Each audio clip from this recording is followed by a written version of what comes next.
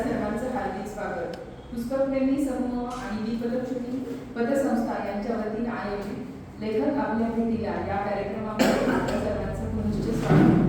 आजच्या या कार्यक्रमामध्ये आपल्याशी संवाद साधणार आहे प्रसिद्ध पत्रकार आणि हरहंबरी व्यक्तिमत्व, चतुरस्र व्यक्तिमत्व. त्यांची जेव्हा भली मोठी कार्यकर्तृत्वाची यादी मी वाचली त्यावेळेला मला आश्चर्याचा धक्का पण बसला आणि हे सगळं त्यांच्या एका मुलाखत सत्काराच्या कार्यक्रमामध्येही मी ऐकलेलं होतं.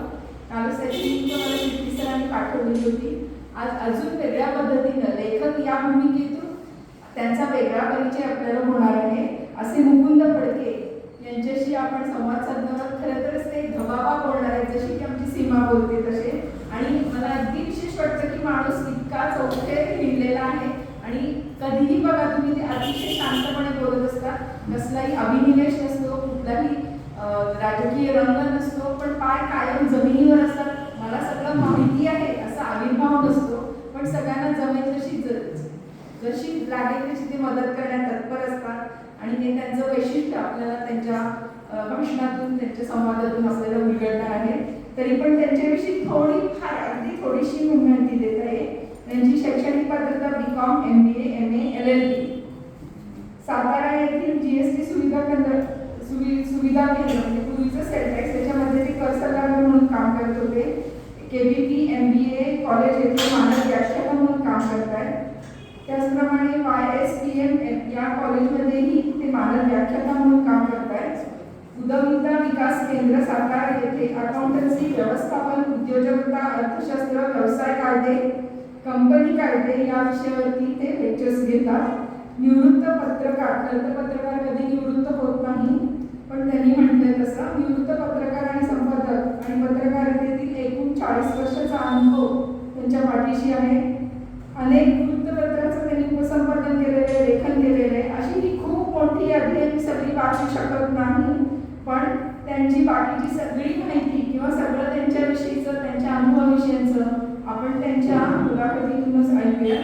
कार्यक्रमाच्या सुरुवातीला मी प्रास्ताविक करण्यासाठी श्रीराम नानक यांना बोलवतो. श्रीराम नानक.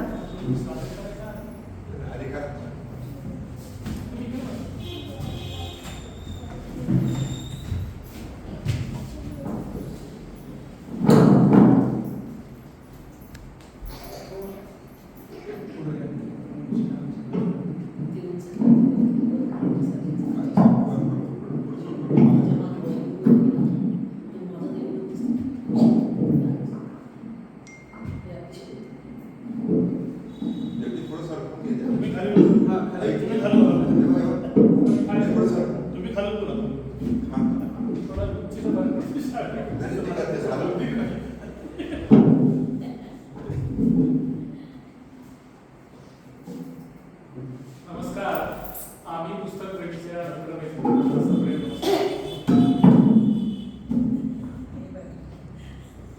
आज कॅप्टननी थोडी बॅटिंग मध्ये रिशफल केलेलं आहे. त्यामुळे शेवटी असं म्हणजे आज इकडे सुरुवातीला आलेलो ट्रान्सलेट करण्यासाठी, कॅप्टन नंतर होतो. तर आज आपला कार्यक्रम आहे आणि मला ते 3-4 वर्षातल्या कार्यक्रमामध्ये पुस्तक प्रेमी कार्यक्रम झाले. तर आता थोडंसं मला असं वाटतं की आपला कोहेसिव्ह ग्रुप झाला असेल, मला फील वाटतं प्रत्यक्षात. तर आता भविष्यात काही आपण नियोजन काही करू शकतो का ह्या माध्यमातून, हा असा एक विचार आहे. आणि वाचनाने आपल्याला काय दिलं हा सुद्धा आपल्याला एक विचार करायला पाहिजे.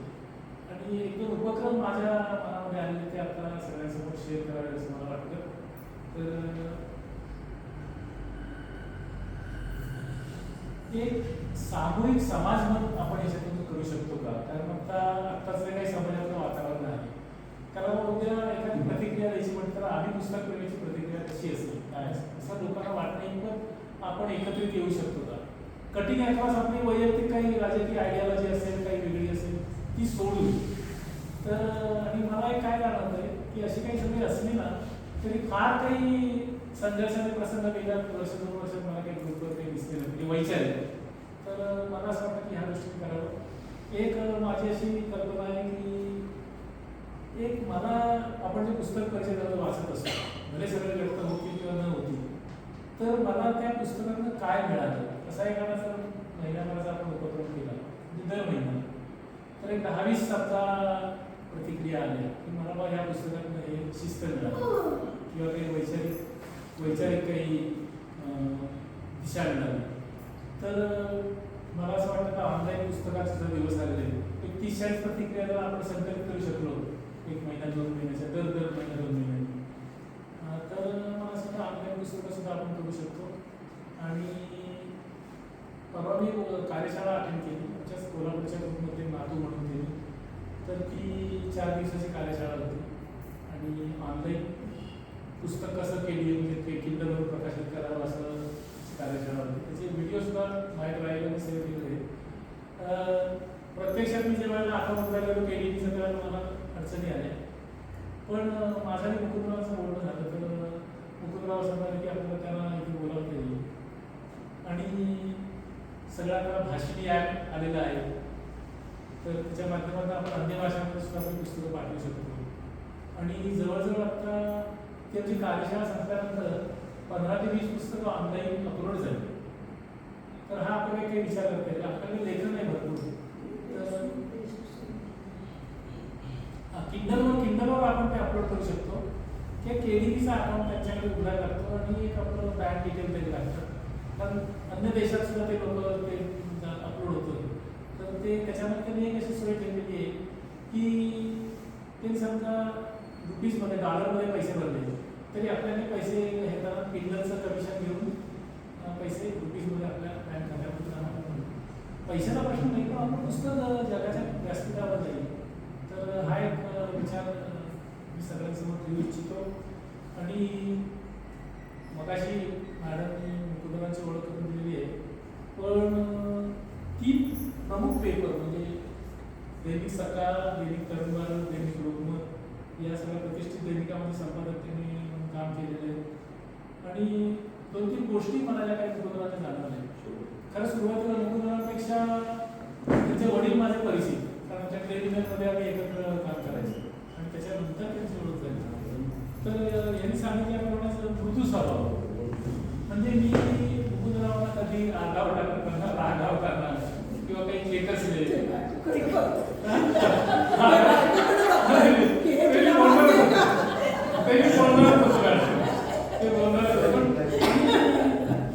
शांत आणि संयम लेखन असतं कुठलंही आकर्षण म्हणजे मी बरेच वर्ष बघतोय आणि पूर्वी सकाळला ते 7-8 वाजता माझा संपर्क यायचा. नंतर मला औरंगाबादला आपण होतात मला तसं होतात आणि वास्तवाला शब्दरूप द्यायची त्यांची जी कला आहे ती मला जास्त आवडली. इथे तर ज्येष्ठ पत्रकार कात्रे साहेब सुद्धा उपस्थित आहेत तर आम्ही पत्रकारावर बोलणं असा आमचा अधिकार नाही पण मला जे काही जाणवलं त्याच्यामध्ये आणि ते 2-3 गोष्टी मी ज्या काही सांगितल्या. आणखीन एक मला असं शिरीषसर असं वाटतं की तुम्ही जो शाळेचा उपक्रम दिलेला आहे म्हणजे त्यांच्या शाळा चांगल्या आहेत आणि MIDCच्या शाळेत पण आम्ही गेलो होतो आणि इथल्या म्हणजे काही शाहूपुरच्या शाळेत गेलो होतो आणि सगळी दुर्बल घटकात मिळणार आहे. तर ह्या ठिकाणी आपण काही वाचनाचं उपक्रम सुरू करू शकतो. म्हणजे मुलं एका वर्गाला त्यांच्या संमतीने 40 मिनिटं मुलं फक्त वाचत असतात आणि आपण जे आपल्याकडे कोणी आपले कार्यकर्ते उपस्थित आहे असं जर आपण करू शकतो तर मोठी उपलब्धी होईल. आणि त्या शाळांमधून म्हणजे मी असा प्रांतीय काही भेदाभेद करत नाही पण जी आडनावानी कार्यक्रम होते ते सगळे UPचे वगैरे लोक आणि ती सगळी वाचतायत शुद्ध मराठी बोलतायत आणि त्यांच्याकडे एक मराठी खाद्यपदार्थांची स्पर्धा होती.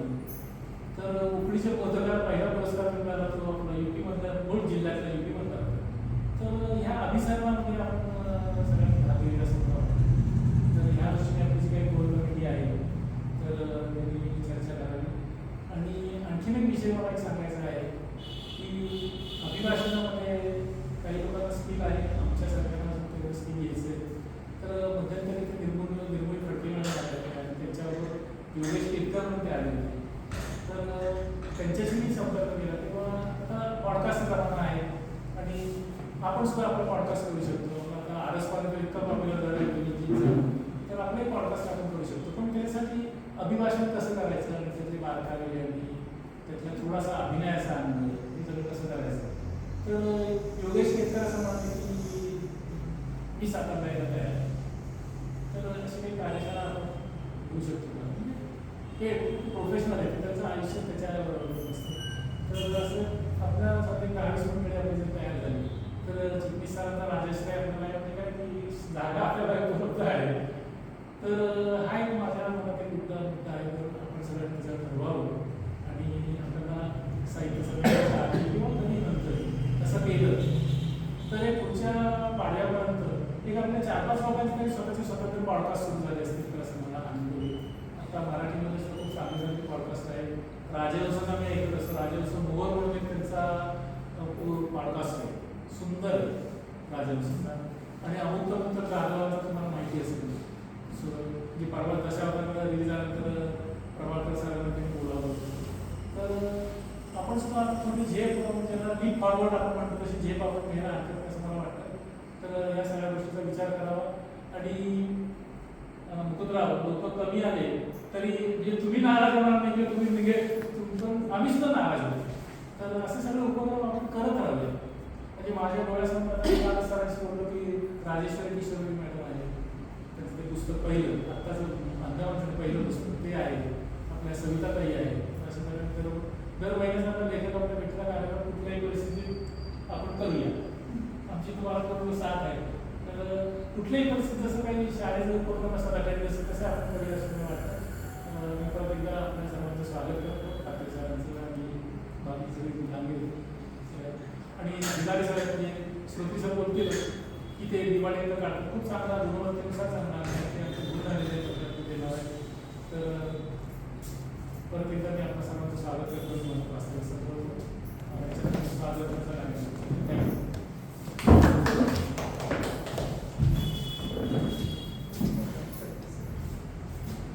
पुस्तकप्रेमी समूहाचे सर्वेसर्वा डॉक्टर श्रोत्री मनोगत व्यक्त करतील आणि पुस्तकप्रेमीचे नवीन जे उपक्रम आहेत त्याबद्दलही आपल्याशी संवाद करतील.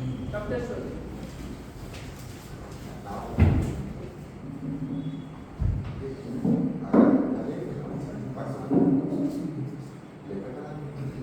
नमस्कार.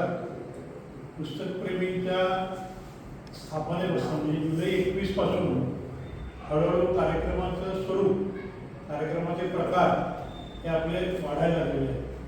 सुरुवातीला हा समूह सुरू करताना आपण ऑनलाईन तेवढा ठेवला होता, पण ऑनलाईनच्या जोडीला ऑनलाईन चालूच आहे. ऑफलाईनचे वेगळे प्रकार आणि वेगवेगळ्या सूचना आपल्या सभासदांकडून येत आहेत. त्याचं मी खरोखर मनापासून स्वागतही करतो आणि मला बरंही वाटतंय. फार वेळ घेतली कारण आपल्याला संवाद साधायचा येतो मुकुंदरावांशी. ते काय म्हणतात ते आपल्याला ऐकून घ्यायचं. 3 मुद्दे मी सांगतो. एक म्हणजे हा जो लेखकांच्या भेटीला उपक्रम आहे त्यामध्ये आपल्या समूहातले सर्व आपण घेणार हे आपण ठरवलेलं आहे. आपल्या समूहात जवळजवळ 330 पेक्षा जास्त सभासद आहेत. त्यातले बरेचसे स्वतः लिहिणारे आहेत. मग ते पुस्तक रूपाने लिहू दे, स्तंभलेखन लिहू दे, वर्तमानपत्रात लिहू दे, पण ते लेखक आहेत, कवी आहेत. तर मला असं म्हणायचं की महिन्यातनं 2 वेळा जरी तुमच्या सोयीनं हा उपक्रम केला तरी खूप लोक आहेत. साताऱ्यातले पण आपल्यातले आहेत आणि बाहेरचे पण आहेत. संदीप तापकीर यांच्याशी बोलणं झालं होतं, अभिजित बेल्लेकरशी बोलणं, ते आपले सदस्य आहेत. त्या निमित्तानं त्यांच्याशी आपल्याला संवाद आणि साधता येईल. राजेश्वरी किशोरींचा परवा निकोबारच्या त्यांच्या पुस्तकावरचा कार्यक्रम, त्यांचं मनोगत आणि स्लाईड शो फार सुंदर काठीटेकच्या संमेलनामध्ये निसर्ग साहित्य संमेलनात ऐकला. तसं आपण सातारला इंटरनेट काही मिनिटं त्यांचं नंतर जे त्यांची जो मुलगा आहे जो स्पेशल चाइल्ड आहे त्याच्यावरच त्यांनी पुस्तक लिहिलेलं आहे. ते अतिशय सुंदर आहे आणि आपल्यातले सभासद आहेत. आणि आपण पाहू कशाला नभाकडे हे जे म्हणतो आपण घरात असलेले तारे असतात तर तसा पण रेणुले दांडे त्याच्या वडिलांनी ही कविता लिहिलेली आहे त्या पण आपल्या सभासद आहेत. तर अशा अनेक कार्यक्रम आपल्याला घेता येतील. मला असं वाटतं की एक माणूस सरळ पुरा पडेल असं वाटत नाही. तर स्वाती राऊतनं तुमच्यापैकी कोणी आणि सहाय्य केलं तर आपल्याला 2 महिन्यातच 2 कार्यक्रम करता येईल. आणि ठरवून ठेवा की शुक्रवार असेल तर दुसरा आणि चौथा शुक्रवार असंही केलं तरी चालेल. माणसं किती येतील याच्याकडे आपण बघायचं नाही. दुसरा मुद्दा म्हणजे आज आवर्जून एक आपल्या समूहातर्फे दिवाळी फराळ वाटप, म्हणजे आपल्याकडे दिवाळी फराळ परंतु आपण सगळ्यांनी बसून मध्ये तेवढा वाटून खायला पाहिजे असं ते माझ्याकडे केली आहे ती कल्पना होती की पुढच्या वेळी करता येईल. परंतु तो एक मुद्दा आपण आज उपक्रम वेगळा घेणार आहोत. दिवाळी फराळाच्या जोडीला डोक्याला पण फराळ पाहिजे, खुराक पाहिजे, म्हणून दिवाळी अंक प्रत्येकाला एक भेट देण्यात येईल आणि त्याच्यासाठी पुढाकार आपले सातारचे डॉक्टर ऋषिकेश बिलारे म्हणून जे आहेत तर त्यांनी घेतलेला आहे आणि तो अंक तुम्ही आवर्जून पहा.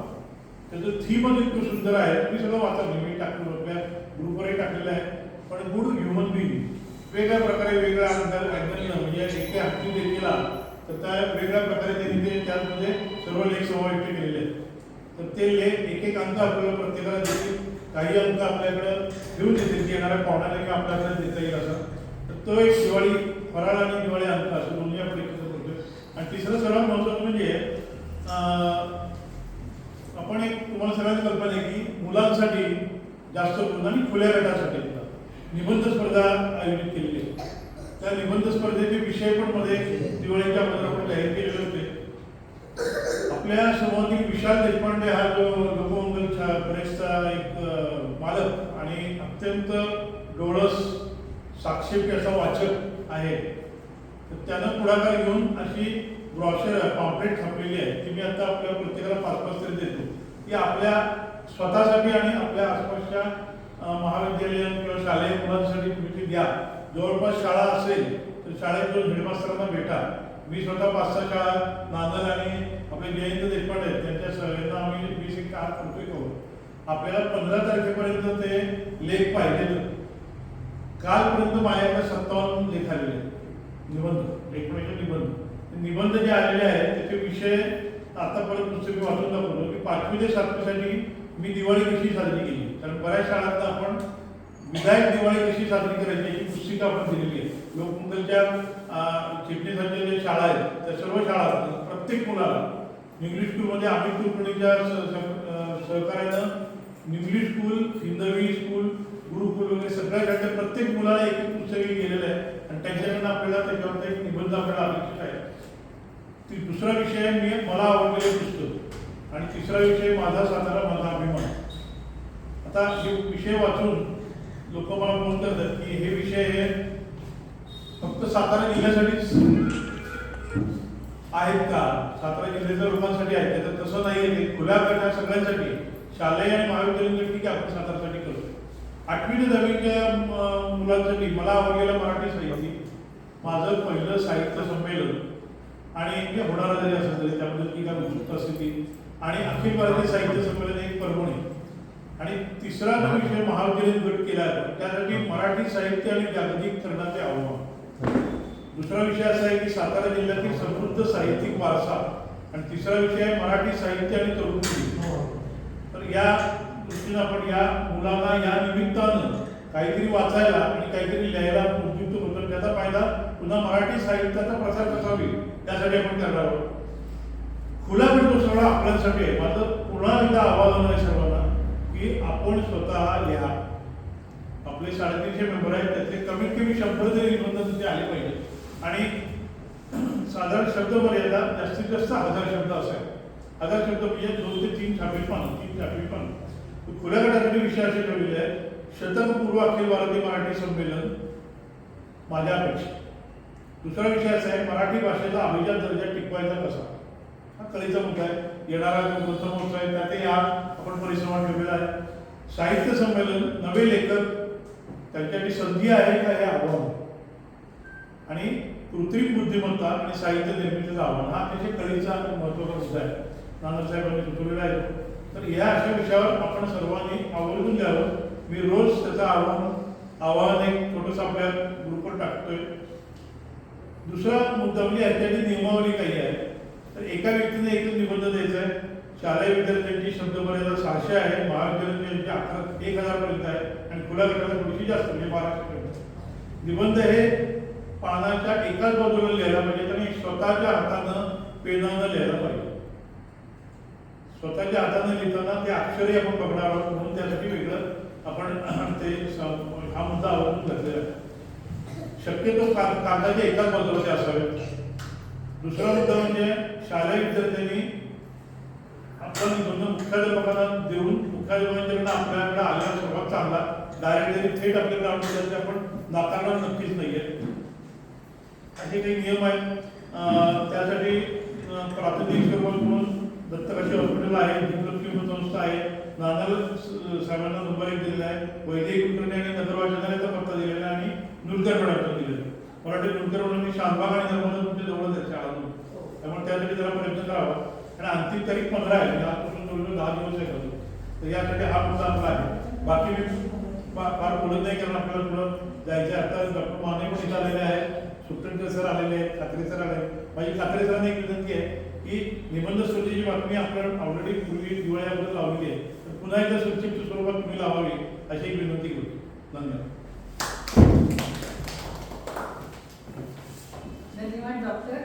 अजून एका गोष्टीचं आपल्याला सगळेजण अभिनंदन करूया. साहित्य विहार संस्था ही नागपूरची संस्था आहे आणि त्या संस्थेनं राज्यस्तरीय काही पुरस्कार जाहीर केले. ते 2 पुरस्कार प्राप्त लेखक डॉक्टर सुप्तनकर आणि ॲडव्होकेट सीमा नुलकर आज इथे उपस्थित आहेत. त्या दोघांचंही अभिनंदन आणि चिटणीस सरांनी सांगितलं त्याचं स्वागत आपण करूया.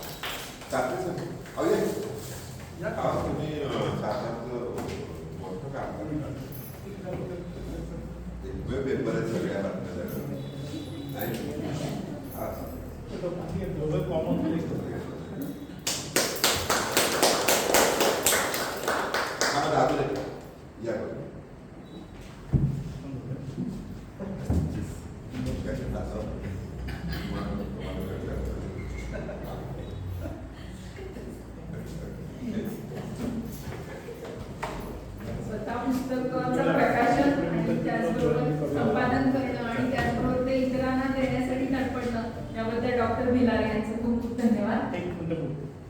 डॉक्टर भिलारे मनोगत व्यक्त करा. काय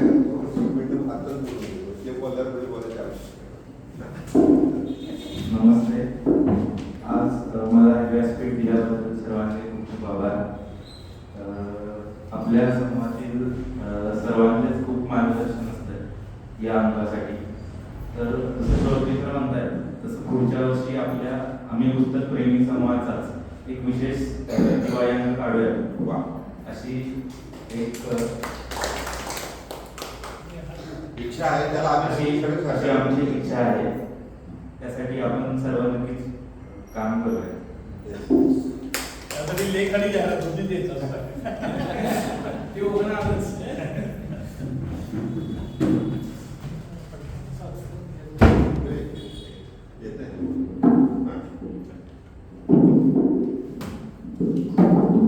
मी 2च मिनिटं बोलणार आहे. तर मला शेवटची बोलायला मिळालं असतं, पण माझ्या लक्षात आलं की त्यांना बोलणं एवढ्यासाठी महत्वाचं आहे की बदल प्रचंड होतोय. आणि पुणे बुक फेअरला मला मागच्या वर्षीपासून एक संधी मिळाली आणि मी तिथे ड्रॅस्टिक चेंज केला. म्हणजे मला असं वाटतं की पुण्यात मी प्रसिद्ध नव्हतो, एवढा प्रसिद्ध या पुणे बुक फेअर आता. त्याच्यामध्ये 9 कार्यक्रम घेतले होते, पण मला सगळ्यात आवडलेला कार्यक्रम होता तो असा की इंग्रजी लेखकांशी असणारी चर्चा जी आपण इथं चालू करा म्हणून मी पहिल्यांदा बोलत होता आणि ते मुकुंद फडके त्यात एक्सपर्ट आहे. आणि माझ्या लक्षात आलं की आता तुम्हाला मराठी करून चालणार नाही, पण मराठीचं साहित्य इंग्रजीमध्ये जाईल का आणि ते आम्ही पुस्तक प्रेमी ज्या लोकांचं जाईल का हे आपल्याला बघावं लागेल. हा एक मुद्दा. आणि दुसरा मुद्दा आपल्याला त्याच्या या पुढच्या कालावधीमध्ये आम्ही पुस्तक प्रेमीमध्ये 50 सभासद हे आलेच पाहिजे. असा एक ग्रुप आपल्याला करावा लागेल. म्हणजे त्याच्यासाठी आपल्याला आम्ही पुस्तक प्रेमी समूहामध्येच असणारे, बाकी ठिकाणी नसणारे, म्हणजे उदाहरणार्थ मी समजा बाकी ठिकाणी आहे तर मला गृहीत नाही करायचं. कारण मी काय करतो, मी हळूच बोलतो, थोडक्यात मी थांबत नाही. कारण मला ते महत्वाचं असतं, ते महत्वाचं असतं, ते महत्वाचं असतं, माझे कार्यक्रम महत्वाचे असतात. आम्ही पुस्तक प्रेमी समूह जर आपल्याला स्ट्रॉंगली जर उभा करायचा असेल तर आम्ही पुस्तक प्रेमी समूह हा बोलतो. तसं स्वाती राऊतांचा दिसतो मला, तसं कुलकर्णींचा दिसतो, नागलांचा दिसतो, किंवा आणखी कोणी काही सगळी नावं घेत नाही. शहांत पण मला वाटतो तर नाही बहुतेक त्या. पण आपल्याला आता एक नक्की लक्षात आलं की आपल्या 10 ठिकाणी असणारी माणसं जर आपण विचार केला तर आजची जी परिस्थिती त्याच्यात सुद्धा वाईट परिस्थिती हळूहळू निर्माण. आपला कार्यक्रम जर असेल तर 50 माणसं आलीच पाहिजे, तर ते 100 जणांचा एक ग्रुप आपण असा करू की जी त्यांना आम्ही पुस्तक प्रेमी त्यांचा पहिला होत असेल तर आपल्या ह्या ग्रुपला तुम्ही जसं म्हटला तसा एक मोठा स्कोप तयार होतो. आणि मग आपला अगदी महाराष्ट्र व्यापी सुद्धा एखादं स्टेटमेंट आहे. आणि दुसरा मुद्दा मी म्हटलं तसं की मी त्याच्यावर कात्र्याच्या आताच्या याच्यात लिहिलेला आहे. ज्योती झा म्हणून मला एक लेखिका मिळते की जी बिहारची आहे, जी इंग्रजीमध्ये लिहिते, हिंदीमध्ये लिहिते, पण तिने आपली मातृभाषा जपलेली आहे. तिला नाव आदर कसं एक आहे, बिहारी भाषा जी आहे ती. पण तिने विशेषतः डॉक्टर अभिजित म्हणून आहे, त्यांचं इराणमधलं पुस्तक, इराण फार वेगळ्या पद्धतीने त्यांनी मराठीतलं पुस्तक हिंदीमध्ये आणलं, ज्याला 2014 साली साहित्य अकादमी मिळालं. मग मी त्यांना तिथं सुचवलं त्या सगळ्या इंग्रजी लेखकांना की तुम्हाला आता याच्या पुढच्या कालावधीमध्ये तुमचं लेखन करून नुसतं चालणार नाही, तुम्ही अनुवादाकडे वळा, तुम्हाला आणखी मोठा स्कोप मिळेल. तर मला असं वाटतं की तो पॅटर्न आपल्याला सातारामध्ये जर आपण आणला आम्ही पुस्तक प्रेमी समोर तर तो महत्वाचा ठरेल. या पुढच्या कालावधीमध्ये हिंदी आणि इंग्रजी कमीत कमी या 2 भाषांच्या मध्ये जर आपलं साहित्य गेलं नाही तर आपण किती धडपड जरी केली तरी त्याचा जेवढा पाहिजे तेवढा उपयोग होईल असं मला वाटत नाही. मी त्याच्यात वेगवेगळे लिंक मीडियामध्ये आंदोलनावर विशेषतः मी आम्ही पुस्तक प्रेमीवर बहुतेक सगळे युट्यूबचे व्हिडिओ टाकलेले आहेत. त्याचा तुम्ही इंग्रजी ऑथरचा जो आहे तो अवश्य बघा. त्यातली दुसरी एक बिडवई म्हणून एक लेखिका होती, तिने कम्युनिकेशनवर फार चांगलं पुस्तक लिहिलेलं आहे. पण तिने इंटरव्ह्यू सुरुवात अशी केली की मी लहान होते आणि मी असा विचार केला की माझं काय टिकेल, मी गेल्यानंतर माझं काय टिकेल. तेव्हा माझ्या असं लक्षात आलं की माझं लेखन टिकेल. मग मी तेव्हापासून विचार करते की मी काय लिहू, ती काय लेखिका. तिने वेगवेगळ्या विषयावर लिहायला सुरुवात आणि तिचं आता वेगवेगळ्या पद्धतीचं लिखाण चांगलं मोठ्या प्रमाणात चालू झालेलं आहे. तर हे मला असं वाटतं की आपलं महत्वाचं आहे. आम्ही पुस्तक प्रेमी समूह जर आपल्याला महाराष्ट्राच्या नकाशावर आणायचं असेल तर आपल्याला आम्ही पुस्तक प्रेमी समूह 100 जण निवडली पाहिजे की जे आम्ही पुस्तक प्रेमी समूह हा त्यांचा आणि त्यांच्याच लोकांना संधी द्यायची. म्हणजे त्याचा मेन ते कुठलंही पळत आले पाहिजे. जसं आम्ही ग्रंथ महोत्सव आहे ना, आम्ही गेली 25 वर्ष का टिकला ग्रंथ महोत्सव. तर मला आठवत आहे की मी आमच्या घरातील लग्न सोडलेली आहे. अगदी घरामधलं एखादं दुर्घटना घडली पण मी गेलो नाही. 4 दिवस झाल्यानंतरच मी गेलो. तर मी आमच्या कमिटीमध्ये सुद्धा मध्यंतरी सांगितलं की तुम्हाला असं करावं लागेल. तुम्ही म्हणाल की हळू माझा हा हे महत्वाचा कार्यक्रम आहे, मी तिकडे जाऊ आणि मग मी ग्रंथ महोत्सवात मला हे पाहिजे ते पाहिजे, तर तुम्हाला नाही म्हणता येणार, मला नाही म्हणता येणार. तर हे पहिल्यांदा आपण आम्ही पुस्तक प्रेमी समूह केलं तर तुमच्या लक्षात येईल. आणि आहे आम्ही पुस्तक प्रेमी समूहामध्ये बरीच मंडळी अशी आहे की आपण हुकून त्यांना व्हॉइस दिला पाहिजे. त्यांना वाटतं की मी येतोय, मला काहीतरी दाबात म्हणायला मिळतंय, मला बोलायला मिळतंय, मला कम्युनिकेशन करायला मिळतंय. आणि हुकून फडके हे इंग्रजीमध्ये अतिशय महत्वाचं व्यक्तिमत्व आहे. त्यामुळे आजचा हा मला असं वाटतं समारंभ जसा त्यांचा आहे तसा आपला आहे. आपलं साहित्य इंग्रजीमध्ये जाण्यासाठी त्यांचा मोठा उपयोग होईल. हिंदीमध्ये जाण्यासाठी सुद्धा काही मंडळींचा उपयोग होईल. जसं प्रेरणा उबाळे म्हणून ज्यांना आता साहित्य अकादमी पुरस्कार मिळाला त्याला सुद्धा आपण म्हटलं की ते सुद्धा त्या पद्धतीनं तयार आहे. आणि जर असं केलं तर मला असं वाटतं की हा खूप प्रचंड प्रमाणात वाढेल आणि वेगळं काहीतरी निर्माण करू शकू. जसं मला आनंद वाटला की माझ्याकडे मसाफाचा कारभार म्हणजे एक आमची कार्यवाह एक्सपायर झाली आणि योगायोगाने माझ्याकडे तो कारभार आला. कारण पुणे शहर प्रतिनिधीला काम काही दिलं तर काम असं होतं, पण ह्याला काही काम होती त्यात हा भाग होता आणि ते नेमकं पुणे बुक फेअर माझ्याकडे होतं. तर मी तो जो काही चेंज केला आणि जो काय आनंद मला मिळाला आणि त्याच्यामुळे वेगवेगळ्या म्हणजे एक मोठी मुलाखत आम्ही त्यात घेतली. ग्रुप कॅप्टन त्यांना आपण इथं बोलूया, अभिजित म्हणून आहे, तर त्यांची मुलाखत एवढी गाजली आहे पुण्यामध्ये, एवढ्या ठिकाणी गेली की त्याला लगेच तिथंच निमंत्रण आलं. ते निर्मल फडकेने लगेच ठाणेकरांना त्याला निमंत्रण दिलं. सूर्यदादा इन्स्टिट्यूटने लगेच त्यांना आपल्या इन्स्टिट्यूटमध्ये नेलं. त्याला आता 50 ठिकाणी निमंत्रण दिलं. असं वेगळे प्रयोग करावे. पुन्हा एकदा मी सर्वांना अशी विनंती करतो की आम्ही पुस्तक आपण सगळे म्हणतो, असं तर मला वाडीकर मॅडम दिसत आहे, कुठं दिसत नाही, फक्त आम्ही पुस्तक समोर दिसतं आणि अनुभवाला दिसत आहे. अनुभवाला थोडंसं आपल्याला कमीच आहे, तेवढी इतर तुम्ही पुढे आलं पाहिजे. आणि आम्ही पुस्तक प्रेमी समोर कार्यक्रम असलं की पहिला महत्व असला पाहिजे, असं काम करावं एवढं मी विनंती करतो. मुकुंद फडके यांचा प्रचंड उपयोग आम्ही पुस्तक प्रेमी समोर आहे, प्रचंड म्हणजे मी सांगू शकत नाही एवढा उपयोग आहे. त्याचा उपयोग करून आपण आपला स्वार्थ लक्षात घेऊन आपल्याला जी संधी आहे त्यांच्या माध्यमातून पुढे जाण्याचा आपण प्रयत्न करूया.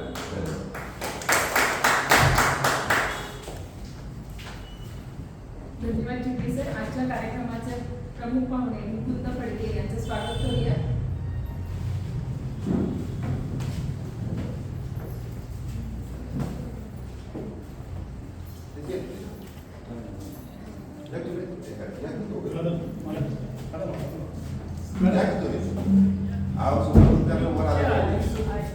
रिमोट कंट्रोल तुमचाच आहे.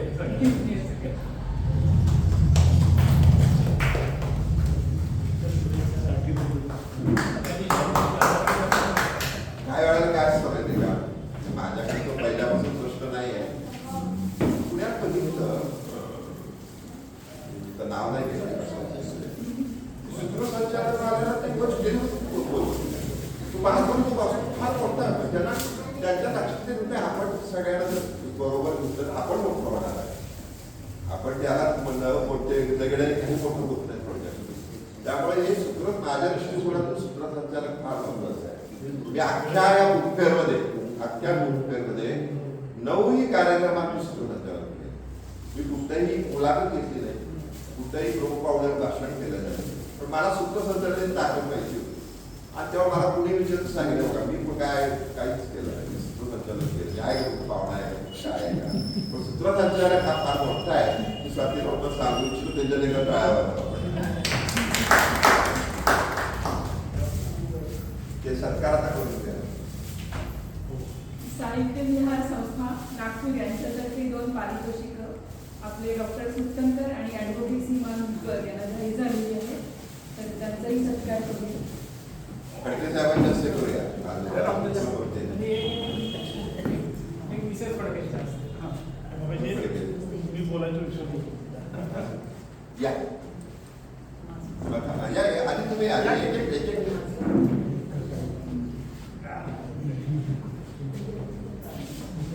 वर या ना पुन्हा सांगा आणि असं पुढे असा गोल करा. नांदूर पुढे नांदूर पुढे ना अजून पुढे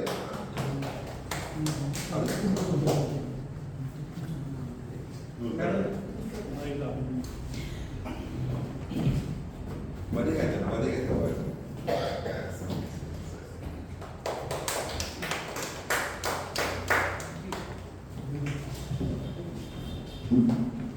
आजच्या या कार्यक्रमाच्या निमित्तानं नानल सर आणि चिट्टी सर यांनी जे आपल्याला वेगळे उपक्रम करण्यासाठी सुचवलं आहे त्याच्यावरती आपण एका मीटिंगमध्ये चर्चा करू आणि कार्यान्वित करण्याचा प्रयत्न करू.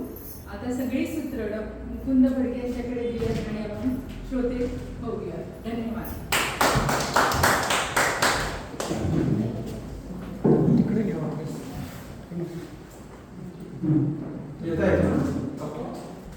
नमस्कार सर्वांना. सर्वप्रथम व्यासपीठाचे आभार. शिरीषराव, श्रोत्री डॉक्टर नानल साहेब आणि सगळे इथले जे आहेत. आज खरं बरोबर महिन्यापूर्वी माझा वाढदिवसानिमित्त सुद्धा सत्कार झाला होता, तेव्हा मी जे बोललो होतो त्याच्यापेक्षा वेगळं बोलणार आहे. त्यामध्ये जेव्हा असेल त्याची भीती बाजू नये त्यापेक्षा वेगळं असणार हे पहिल्यांदा. आणि गर्दी कमी आहे याबाबत ठीक आहे, ओके. पहिल्यांदा मी आभार अशासाठी मानतो की माझं एकही पुस्तक प्रसिद्ध न झालेलं असताना सुद्धा मला लेखक मानून इथं या व्यासपीठावर बोलायची संधी दिली, त्याबद्दल आभार. आत्ताच महिलांनी विश्वचषक जिंकला, त्यामधला जो त्यांचा कोच होता ना अमोल मुजुमदार, तर एकही वन डे खेळला नाही, एकही टेस्ट खेळला नाही, एकही T20 खेळला नाही, पण त्यांना महिलांना विश्वचषक जिंकून दिला. आणि याच कालावधीत ह्या पद्धतीने बोलायचं झालं तर गेल्या 40 वर्षाच्या कालावधीमध्ये मी अनेक लेखकांना जिथं जिथं मी काम केलं तिथं व्यासपीठ मिळवून दिलं. त्या सगळ्यांची पुस्तकं आज बाजारामध्ये आहेत. जे अनेकांनी आता डॉक्टर राजेंद्र माने होते इथं, यशवंत पाटलांनी मागच्या माझ्या वाढदिवसालाच कबूल केलं होतं, पद्माकर पाठकजींनी पण कबूल केलं होतं की मी त्यांना जिथे जिथे लिखाणाला संधी दिली त्या सगळ्यांची पुस्तकात बाजारपेठेत आहेत. त्यामुळे माझ्यासाठी तो विश्वकरण आहे. माझं स्वतःचं पुस्तक जरी नसलं तरी हे सगळी पुस्तकं आहेत ते माझ्यासाठी त्याच प्रकारचं ते स्मृतिचिन्ह निश्चितच आहे. आता मुख्य नंतर बोलू जातो, तुमच्या काही शंका असतील तर तुम्ही निश्चित विचारू शकता. पण लिखाणाला सुरुवात कशी झाली? जर मी पुस्तकं काढलीच असती ना माझी, तर किमान 22 ते 23 पुस्तकं निघतील एवढे लिखाण आहे. 22 ते 23 असतील एवढी, आणि त्याला विषयाचं बंधन नाही. उदाहरणार्थ श्रोत्री डॉक्टर जर फक्त गिर्यारोहणावर लिहित असतील किंवा निरुपकर मॅडम त्यांचं पर्यावरण खूप छान लिहितात, ते मी त्यांना नेहमी त्यांना सांगतो. तसं मी पण गिर्यारोहणावर लिहिले, मी पण पर्यावरणावर लिहिले, मी लैंगिक जीवनावर लिहिलेलं आहे, मी राजकारणावर तर लिहितो. सगळ्या कुठलाही अनटच्ड विषय राहिलेला नाही. गेल्या 40 वर्षाच्या कालावधीमध्ये असा एकही विषय नाही की ज्याच्यात मी लिहिलं नाही. पण ते कशाच्या निमित्तानं झालं? वृत्तपत्राच्या निमित्तानं. आता आधी खूप खूप वर्षापूर्वीची गोष्ट सांगायची झालं तर माझं पहिलं लिखाण स्वराज्य नावाचं मासिक आठवतं, 9.5 साप्ताहिक स्वराज्य सकाळ प्रकाशनाचं. त्याच्यात शेवटच्या पानाला हसा आणि लठ्ठवा नावाचं एक सदर असायचं, ज्याच्यामध्ये विनोद असायचे. तशात मुकुंद फडके नावाचे विनोद वर्षात किमान 26 अंकामध्ये तरी असायचे. तेव्हा माझं वय 10वी पेक्षा खूपच कमी असेल वय तेव्हा. तर तेव्हा मी माझ्या एवढे विनोद मी पाठवले की स्वराज्यामध्ये जुन्या नगर वाचनालयामध्ये असतील त्याच्यामध्ये माझे दर आठवड्याला किमान विनोद तिथे असायचे. आता विनोद म्हणजे माझे स्वतःचे असायचे का? निश्चितच नाही. तर तेव्हा कुठेतरी मी वाचलेले असायचे, पण ते मी फॉरवर्ड करायचो. त्या जमान्याचं फॉरवर्ड करायचं, पाठवायचो. 505 बुधवारपेठ सकाळ हा पत्ता होता, मला अजून आठवते. तिथे ते पाठवायचे आणि प्रसिद्ध व्हायचे. त्या सुमारास शाळेच्या जीवनामध्ये जे आपली मासिकं असतात, आता मी अनंत इंग्लिश स्कूलचा विद्यार्थी, अनंत इंग्लिश स्कूलमध्ये मराठी मासिकाचं नाव त्याच्या मकरंद असावं. त्या मकरंद मासिकामध्ये सुद्धा माझे विनोद पहिल्यांदा प्रसिद्ध झाले. नंतर कला वाणिज्याला गेलो. कला वाणिज्य कॉलेजचं मासिक जे होतं त्याच्यामध्ये सुद्धा मी इंग्लिशमध्ये लेखलेला पहिल्यांदा. श्रीनिशराव म्हणले तसं नॅशनल इंटग्रिटी मला लिहायचं होतं, माझ्याकडून चुकून नॅशनल इंटग्रेशन लिहून गेलं.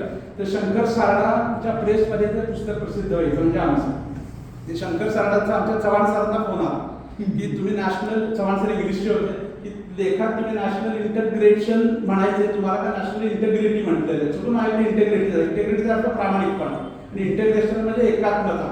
हा दोन्हीचा फरक. म्हणजे शंकर सारडा एका महाविद्यालयाचं पुस्तक प्रकाशित करत होते, पण एवढी त्या माणसाची तेव्हा मला पहिला जाणीव झाली की एवढी त्यांची ती संपादनाची हे होती की कॉलेजचं मासिक जाऊ दे की कसं आहे ते असं झालेलं नाही. तो लेख माझा होता ज्याच्यामध्ये मी तेव्हा विषय मांडला होता सामाजिक नॅशनल इंटिग्रेशन मध्ये मग गॉड म्हणजे काय, जनरेटर, ऑपरेटर, डिस्ट्रॉयर जे आहेत त्या होता तो विषय करून तो मांडला की प्रत्येक धर्माचा देव आहे तो एकच आहे या अर्थानं तो मांडला.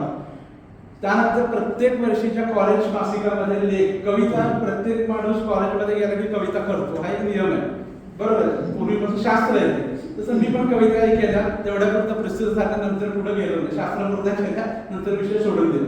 तर ह्या पण कविता कॉलेजच्या मासिकामध्ये प्रसिद्ध झाल्या. आता जेव्हा वयाच्या 19व्या वर्षी मी महाराष्ट्र मित्र नावाचं दैनिक सातारला सुरू झालं होतं 1985ला, तिथं मी पहिल्यांदा सुरू केलं 15 ऑगस्ट 1985. म्हणजे आता 40 वर्ष होऊन बरेच नाही झालं. तर त्या ह्याच्यामध्ये मी ट्रान्सलेटर म्हणून गेलो, कारण त्यांनी लिहायला दिली होती की रात्रपाळीला बातम्या भाषांतर करणारा मुलगा पाहिजे. तर मी गेलो होतो आणि PTI भाषण करता करता मी लिखाण करायला सुरुवात केली. तर वृत्तपत्रातलं पहिलं लिखाण जर म्हणाल तर महाराष्ट्र मित्रमध्ये माझं प्रसिद्ध झालंय, जे होतं चित्रपटाचं परीक्षण. तेव्हा आला होता टार्झन नावाचा पिक्चर आला होता, ज्याच्यामध्ये हेमंत बिर्जे आपला सातारचा आणि किमी काटकर त्यांचा होता. तर त्या पिक्चरचं खरं नाव होतं ॲडव्हेंचर्स ऑफ टार्झन. तर मी तेव्हा काय लिहिलं होतं, ॲडव्हेंचर्स कोणाची, टार्झनची का किमीची.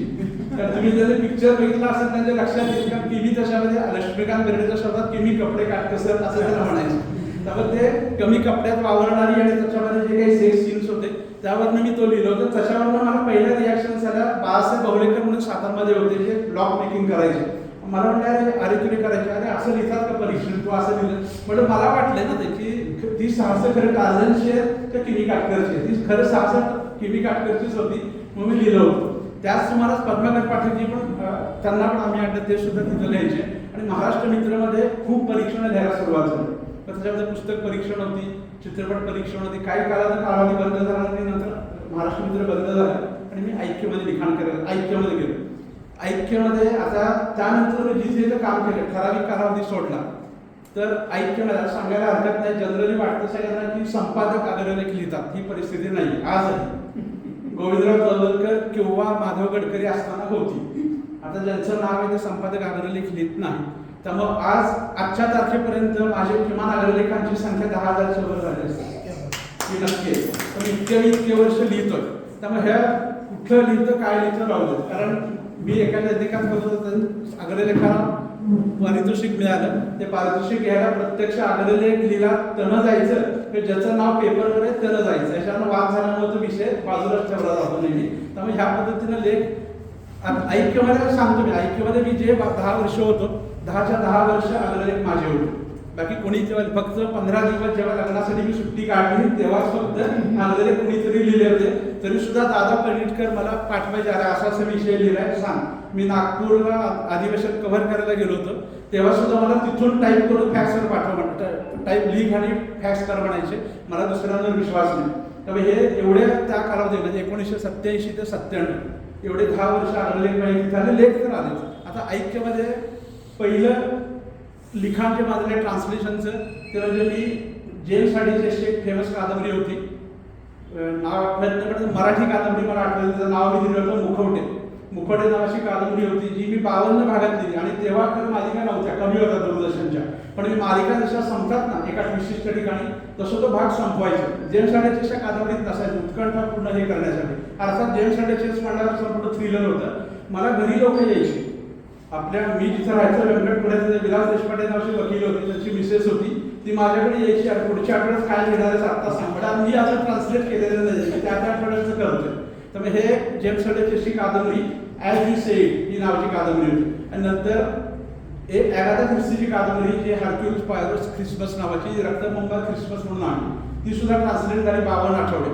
आता हे तेव्हा हे कॉपीराईट काय माहीत नव्हतं आपल्या, कारण कॉपीराईटच्या बाहेरचे विषय होते, 50 वर्ष होऊन गेली होती तर चालायचे. त्यानंतर सुट्टीचं पान आम्ही सुरू करायचं ऐक्यमध्ये. तर पाठकजींना माहिती आहे, पाठकजीला नेमकं उज्जैनला तेव्हा आले नाही, पण पाठकजी आणि मी दोघांनी आपलं ऐक्यचं सुट्टीचं पान 2 महिने चालवायचं. पाठकजींना सांगायचं तुम्ही एक क्रमशः कथा लिहा, मी एक क्रमशः कथा लिहितो, मी थोडे विनोद लिहितो, एखादी वैज्ञानिक माहिती देतो कुठून तरी, आणि हाफ पेज सुट्टीचं पान. त्याच्यामध्ये मग पाठकजींनी एक सुपरमॅन त्यांचा शोधला, मी एक सुपरमॅन शोधला, गणपुले नावाचा मी शोधला, त्यांनी जेजुका म्हणून शोधला, त्याची कथा आम्ही चालू करायचो. आता हे माझ्याकडे दुर्दैव नाही काहीच नाही, पाठवणीकडे पण नाही. पाठवणीनं परवा आठवलं मी खरंच किती लिहित होतो म्हणून. पण हे सगळं आहे की तेव्हा ती सुट्टीचं पान मी 2 महिने चालवतो, त्यामध्ये सगळं असायचं. आणि याच्या व्यतिरिक्त ऐक्यची चांदेरी नावाची सप्लिमेंट होती, त्याच्यामध्ये लिखाण असायचं. त्याच्यामध्ये वाढदिवसाला मी सांगितलं, आता सांगत त्याकडे माधुरी दीक्षितची मुलाखत आम्ही घेतली होती पाचगणीला जाऊन, जेव्हा मृत्यूदंडाचं शूटिंग सुरू होतं. तर मी आणि शिवाजी काळभोर आणि बाकी काही लोक बरोबर होते, त्यांच्याबरोबर आम्ही माधुरीची घेतली. ती माधुरी दीक्षितची पूर्ण मुलाखत 8च्या 8 पानं छापली होती आम्ही. फक्त मुलाखत 8 पानी चांदणीमध्ये फक्त माधुरी दीक्षितची मुलाखत होती. तिचा सगळ्या गोष्टी वगैरे सगळ्या अशा होत्या. आणि तेव्हा जाताना एक किस्सा, फक्त कोणाचं नाव घेत नाही मी, तर तो शूटिंग होतं मेणवलीमध्ये. मेणवली म्हणजे माहिती होतं वाईट शेजारी ह्याचे नाना फडणवीसचा वाड आहे. तर आमच्याबरोबर असलेल्या एका माणसाने विचारलं की कुठे आहे, म्हणजे कुठे शूटिंग सुरू कुठे आहे. मी म्हटलं नाना फडणवीसांच्या वाड्यात.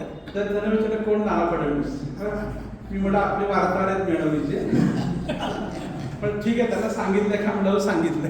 आता कोण मी काय बोलत नाही, यावर कुणी प्रश्न विचारला आणि कुणी काय केलं हे मला अतुल देशपांडेला आणि शिवाजी काळभोरला. अतुल देशपांडे फोटो काढायला होता, शिवाजी काळभोर माझ्या सोबत होते. गाडी चालवणारी एक 5वी व्यक्ती होती, त्याला विचारलं एवढं फक्त सांगितलं. त्यामुळे हे असे प्रश्न तेव्हा झाले, मुलाखत आमची पूर्णपणे झाली, हे पण झालं. त्यानंतर अनेकांच्या अशा मुलाखती घेतात. ऐक्यच्या निमित्तानं खूप लिखाण केलं, पण पण नंतरच्या कालावधीमध्ये जेव्हा ऐक्य सोडावं लागलं त्यानंतर तरुण भारतमध्ये मला ऐक्यच्या खालोखाल लिखाण करता आलं. कारण का तर त्यांची अक्षर यात्रा नावाची सप्लिमेंट होती आणि मी बेळगावला असल्यामुळे तिथं कसं काम चालतं लक्षात नंतर मी कोल्हापूरला आलो. पण तिथं काम चालायचं तर दर रविवारी तिथं अक्षर यात्रामध्ये कथा असायची आणि माझी कथा जवळजवळ 6 महिने म्हणजे 26 कथा माझ्या प्रसिद्ध झाल्या त्याच्यामध्ये. त्या कथा ओळीनं जिथं असायच्या त्या ते नसेल तर किंवा मुखपृष्ठ स्टोरी म्हणजे कव्हर स्टोरी तर असायची. आणि तेव्हा तरुण भारतमध्ये वातावरण कसं असायचं, बुधवारी मीटिंग व्हायची की पुढच्या रविवारी आपण कशावर स्टोरी करायची, ती चर्चा व्हायची. मग कोणी लिहायचं हे पण चर्चा व्हायची. मग जो सुचवायला त्याला ती स्टोरी लिहायला सांगायची. मला परवा मी बघत होतो तरुण भारतमध्ये म्हणजे कव्हर स्टोरीज माझ्या इतके विविध विषय हाताळत. जेव्हा पहिल्यांदा केबीसी झालं, पहिला केबीसीचा जेव्हा 99 साली भाग झाला 2000 साली, तर त्याच्यावर पहिला लेख फक्त तरुण भारतमध्ये आला ऑल मीडियामध्ये आणि तो मी लिहिला की केबीसी म्हणजे नक्की काय, त्याचं महत्त्व टिकेल का, त्याची एक काय म्हणतात उत्सुकता राहील का, याबाबत प्रश्नचिन्ह करणारा तो लेख होता मराठीमधला. इतर कुठल्या मीडियानं तो विषय तेव्हा घेतला नव्हता आणि मी तो विषय पहिल्यांदा घेतला की नवीन एक काहीतरी आलं. अमिताभ बच्चन इकडे बघायला आहे आणि हे वेगळ्या प्रकारचं एक क्वीज म्हणतो आपण ते आलेलं आहे. तो पहिल्यांदा तिथं आला आणि सुदैवानं मला करोडपतीला जाता आलं. तो मी किस्सा सांगितला होता. मराठी करोडपतीला मला जाता आलं पण हिंदी करोडपतीला जाता आलं नाही. जर जाता आलं असतं तर तो अमिताभचा लेख मी त्यांना दाखवणार होतो की तुमच्यावर मी लेख लिहिलाय जो मीडियातला पहिला होता. पण अमिताभशी बोलता आलं कारण माझा एक मित्र हॉट सीटवर होता निंबाळकर नावाचा तरुण भारतमध्ये काम करणारा. त्याला मला फोन फ्रेंड केलं होतं की त्याला जो प्रश्न एक आणला होता तेव्हा त्याला मला फोन फ्रेंड केलं म्हणजे प्रश्न केला होता आणि मी अमिताभशी तेव्हा बोललो होतो. आणि नेमकं त्याचा माझा वाढदिवस एकच आहे अमिताभ बच्चन 11 ऑक्टोबर, त्यामुळे 13 ऑक्टोबरला हे झालं होतं. आणि तेव्हा सोनीवाल्याने आधी सांगितलं होतं एपिसोड झालेला आहे, तुम्ही शुभेच्छा वगैरे देऊ नका, फक्त तुम्ही एवढंच बोला, एवढं सांगितलं होतं. त्यामुळे बोलणं झालं अमिताभशी, एवढंच झालं. पण नंतर अनेक लोक मला विचारतात तुम्ही का जात नाही. पण आता मराठी करोडपती मधला किस्सा मागे मी सांगितलं होतं, रिपीट करत नाही. पण मराठी करोडपतीमध्ये 7 वर्ष झाल्याशिवाय तुम्हाला पुढे जाता येत नाही. त्यामध्ये 7 वर्ष संपायची वाट बघते. आता निवृत्त म्हणून परत MPSC सारखा अभ्यास करून जाता येईल हे विचार करायला हरकत नाही. कारण त्याच्यामध्ये मी गेल्यावर मला अनेकांनी फोन केले की मी ह्या संदर्भातले क्लासेस का घेत नाही की एखाद्या क्विज शो मध्ये कसं यशस्वी व्हायचं याचा क्लास. आणि मला आनंद काय मराठी करोडपतीमध्ये माझं लायब्ररी दाखवली हे मला त्याचा सर्वात जास्त आनंद आहे. माझी स्वतःची जी पुस्तकं आहेत 5 ते 6 हजार ते लायब्ररीचं चित्रण त्यांनी केलं की त्यांनी माझ्या ट्रॉफीज पण बघितल्या पत्रकारितेच्या. त्यावर मी म्हटलं हे पण हे करणार आहे. म्हटलं तुमचं लायब्ररी ही महत्त्वाची, एवढी पुस्तकं कुणाकडे नसतात वैयक्तिक. आणि त्यांनी ते संपूर्ण लायब्ररीचं चित्रण केलं त्याच्यावरच मला बोलायला लागलं. म्हणजे नागराज मंजुळेंनी सुद्धा हॉट सीटवर असताना मॅगझिन पुस्तकांवरच बोलायला लागलं की तुम्हाला काय कशासाठी एवढं वाचनाचा नक्की आनंद काय होतो वगैरे त्यांनी सगळं विचारलं. ते खूप मोठा एपिसोड तो होता. अजूनही तो सोनी लिव्हवर अवेलेबल आहे, ज्याच्यामध्ये माझी लायब्ररी बाकी सगळ्या गोष्टी त्याच्या निमित्तानं दिसतात. तर तरुण भारतमध्ये खूप लिखाण केलं, प्रचंड प्रमाणात लिखाण केलं. म्हणजे दर रविवारी संपादकीय पानावर अग्रलेख तर आठवड्यात 1 वेळा तिथं असायचा. ह्या सगळ्या गोष्टी तिथं होत गेल्या. नंतर ह्या कालावधीमध्ये जेव्हा ऐक्यमध्ये होतो तेव्हा हर्षद मेहताचं प्रकरण घडलं 92 साली, साधारण 91-92. आणि त्याच वेळी राजीव गांधींची हत्या 1991. तर तेव्हा विलासमध्ये तुम्हाला माहिती सातारचे पत्रकार होते, तेव्हा पुढारी नव्हते. ते पोलीस वाणी नावाचं कोल्हापूरला एक चालवायचे. माझे मित्र, आमची कारकीर्द एकावी सुरू झाली महाराष्ट्र मित्रमध्ये, एकाच आम्ही आरेतुऱ्यामधले होतो. तेव्हा विलासवाडीच्या पोलीस वाणी नावाचं कोल्हापूरला चालवायचे. तर त्यांनी मला सांगितलं हर्षद मेहता म्हणजे नक्की काय कोणाला काही माहित नाही, तू देऊ शकशील का? म्हणजे देतो. तेव्हा पोलीस वाणीची पूर्ण 2 पानं काय नक्की स्कॅम आहे. आणि जो आता सुनील लिव्हवर स्कॅम 92 नावाची मालिका जर वेब सिरीज कोणी बघितली असेल त्याच्यामध्ये जे आहे तेच तेव्हा मी लिहिलं होतं की नक्की काय हर्षद मेहताने घोळ केला की एवढ्या सगळ्या बँक ऑफ बरोडा उठली, अनेक बँका उठल्या, काय झालं नक्की ते पूर्ण 2 पानाचं कव्हर स्टोरीच होतं. आणि त्यानंतर राजीव गांधीची हत्या, राजीव गांधीच्या हत्येवर सुद्धा ॲसेसिनेशन नावाची सोनी लिव्हवरच मला वाटतं मालिका आहे, खूप सुंदर मालिका आहे. हां कशावर आहे? सोनी लिव्हवर. तर ते सुद्धा मी जेव्हा बघितलं लक्षात आलं आपण ह्याच्यावर आधी तेव्हाच लिहिलेलं आहे. 91-92 साली ह्या गोष्टी आपण तेव्हा मी लिहिल्या होत्या. पोलीस वाणी नावाचं नंतर बंद पडलं. म्हणजे तेव्हा खरं विषय नव्हता की तुम्ही एका पेपरमध्ये काम करता तेव्हा तुम्ही बाहेर जाऊ शकत, बाहेर लिहू शकत नाही, हा विषयच आम्हाला माहीत नव्हता. ते सुरू झालं तरुण भारतमध्ये असताना, त्यामुळे बाहेरचं लिखाण पूर्णपणे थांबलं.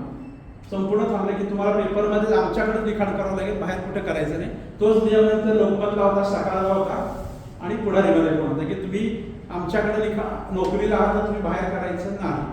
तर मग कात्रेंना माहिती आहे, कात्रेंनी इतके वर्ष माझ्याबरोबर त्यांची कारकीर्द आहे. त्यांचं पहिलं पुस्तक गेल्या वर्षी प्रसिद्ध झालं, प्रकाश रेषा, बरोबर. ते सुद्धा म्हणजे ते सुद्धा लेख म्हणजे 15-16 वर्षाची होते, वर्षापूर्वीचे होते. तर तुम्हाला काही मर्यादा असतात. दैनिकामध्ये काम करत असताना तुम्हाला लिखाण प्रचंड करता येतं, सगळ्या विषयाला टच करता येतं, पण त्याची पुस्तकं तुम्हाला काढताना इतर ठिकाणी लिखाण तुम्हाला करता येतं. आता जेव्हा मी प्रभागमध्ये पहिल्यांदा लागलो आणि नंतरच्या कालावधीमध्ये काही हे करून मी धनंजय असेल किंवा पहिलं तर माझी आवड निश्चितच हे थ्रिलर, रहस्यमय नक्कीच, तर त्याच्यामुळेच आहे. पण मला एक लक्षात घ्या की माणूस वाचला चांगला तरच तो लिखाण चांगलं करू शकतो.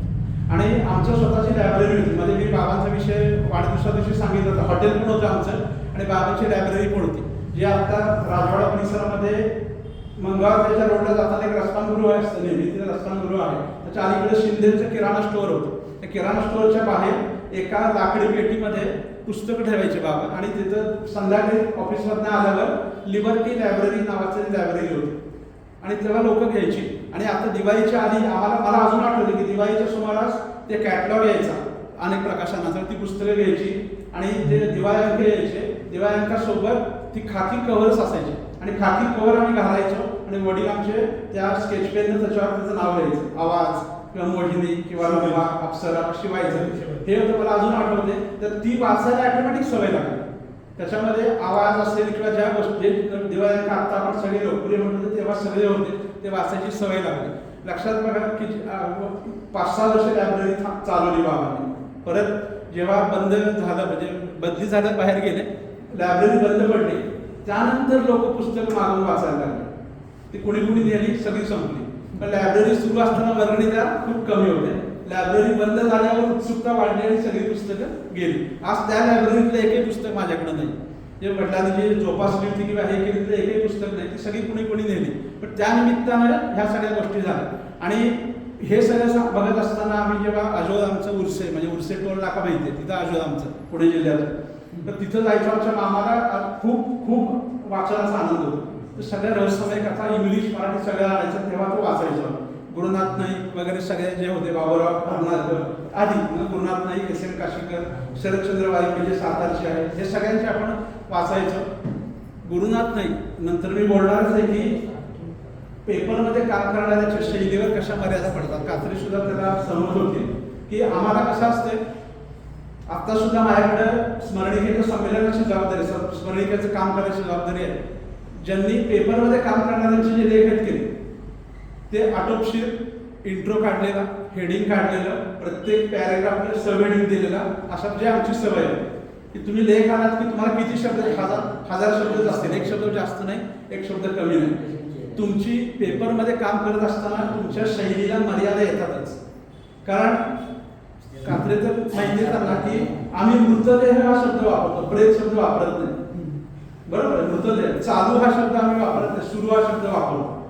पण हे लिखाणात चालत नाही. लिखाणाचे ऍप्लिकेबल शब्द नाही आहेत. तिथं प्रेत पडलं होतं किंवा तिथं मृतदेह पडला होता, वाचायला तुम्हाला कृत्रिम वाटतं जर तुम्ही मृतदेह शब्द वापरला. किंवा इंजिनियर शब्द, अभियंता शब्द हे तुम्ही दैनिकामध्ये वापरणारे शब्द, मराठी शब्द मॅक्झिमम वापरा. पण तुम्ही कादंबरी कथा लिहित असताना इंजिनियरचा अभियंता केला तर कृत्रिम वाटेल लोकांना करून.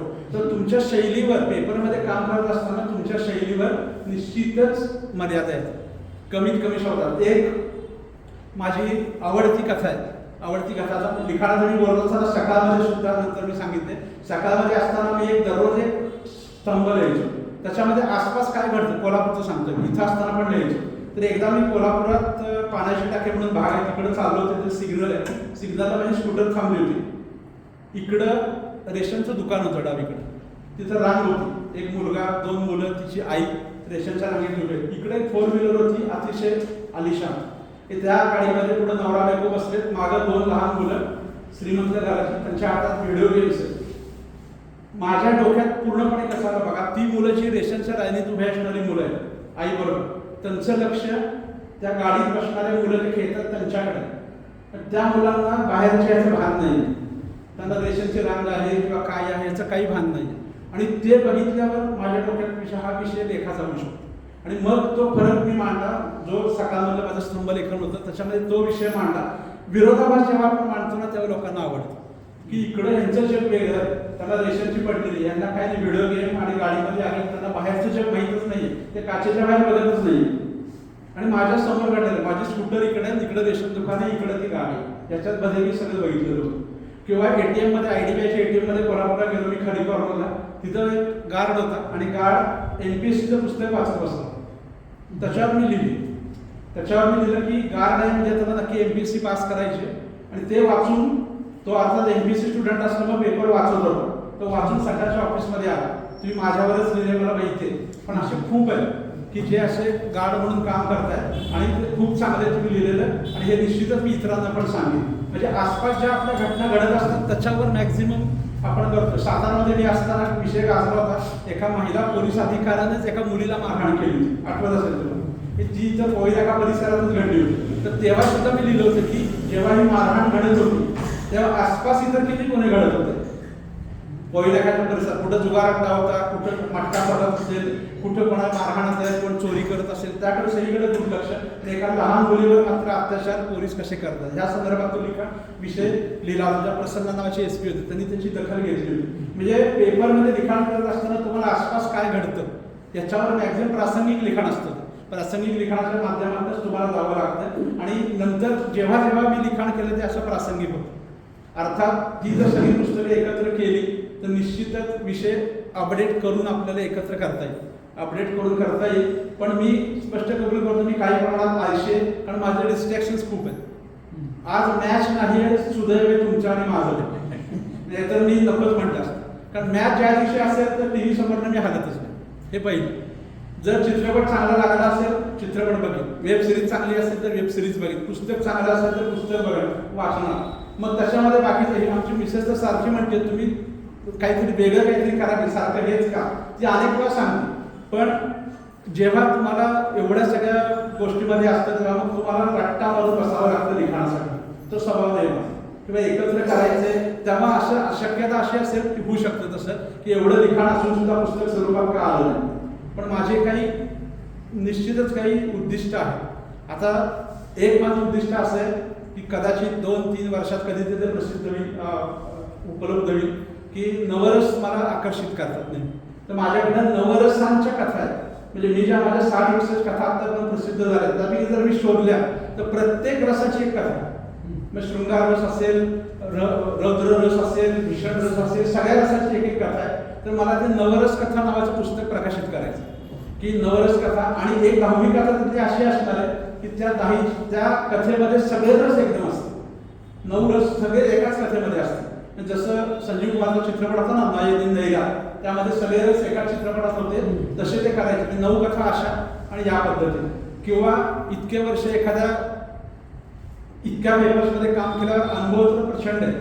इतके अनुभव आहेत की कुणालाही न दुखावता त्या अनुभवाची मांडणी पण मला करायची की ह्या पेपरमध्ये काम न दुखावता कुठेही गॉसिप नाही किंवा काही नाही, पण काय कशा पद्धतीने काम झालं. अनेकांचे गैरसमज आहेत पेपरबाबत, अनेकांचे गैरसमज आहेत की 6 ठार झाले असतील तर अनेक, आणि तुमच्या मनात पण येतील एखादा आपल्याला 6 ठार झाले तर किंवा काय बॉम्बस्फोटात 6 ठार झाले, 6 कुठल्या वेळी 60 असतील लपवतात. पेपरला लपून काही होत नाही.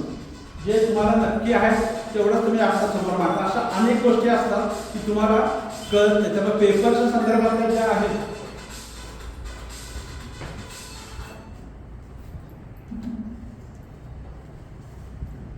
ज्या घटना असतात त्या संदर्भात, आता मी पुस्तकाचं प्रसिद्ध झालं नाही का तर तसं म्हणायला गेलं तर झालंय. तर कुठलं तर एक तर विद्यापीठामध्ये इकॉनॉमिक्समध्ये जे दूर शिक्षण आहे त्या दूर शिक्षणमध्ये इकॉनॉमिक्सची 2 युनिट्स मी दिलेली, म्हणजे एक शेअर बाजारावरचं एक आहे आणि निगोशिएबल इन्स्ट्रुमेंट ॲक्टवरचं. तर ते पुस्तक आता विद्यापीठामध्ये बघायला मिळतं आपल्याला मराठीमध्ये आणि इंग्लिशमध्ये. किंवा जर्नालिझमच्या वेळी एक युनिट मी दिलेलं होतं न्यूज रायटिंग आणि न्यूज एडिटिंगवरचं, ते पण आहे. म्हणजे ते अकॅडमिक लिखाण आहे, म्हणजे पुस्तक नाही म्हणायचं असं पण आहे, शास्त्रवृत्ती पुस्तकं ती आहेत.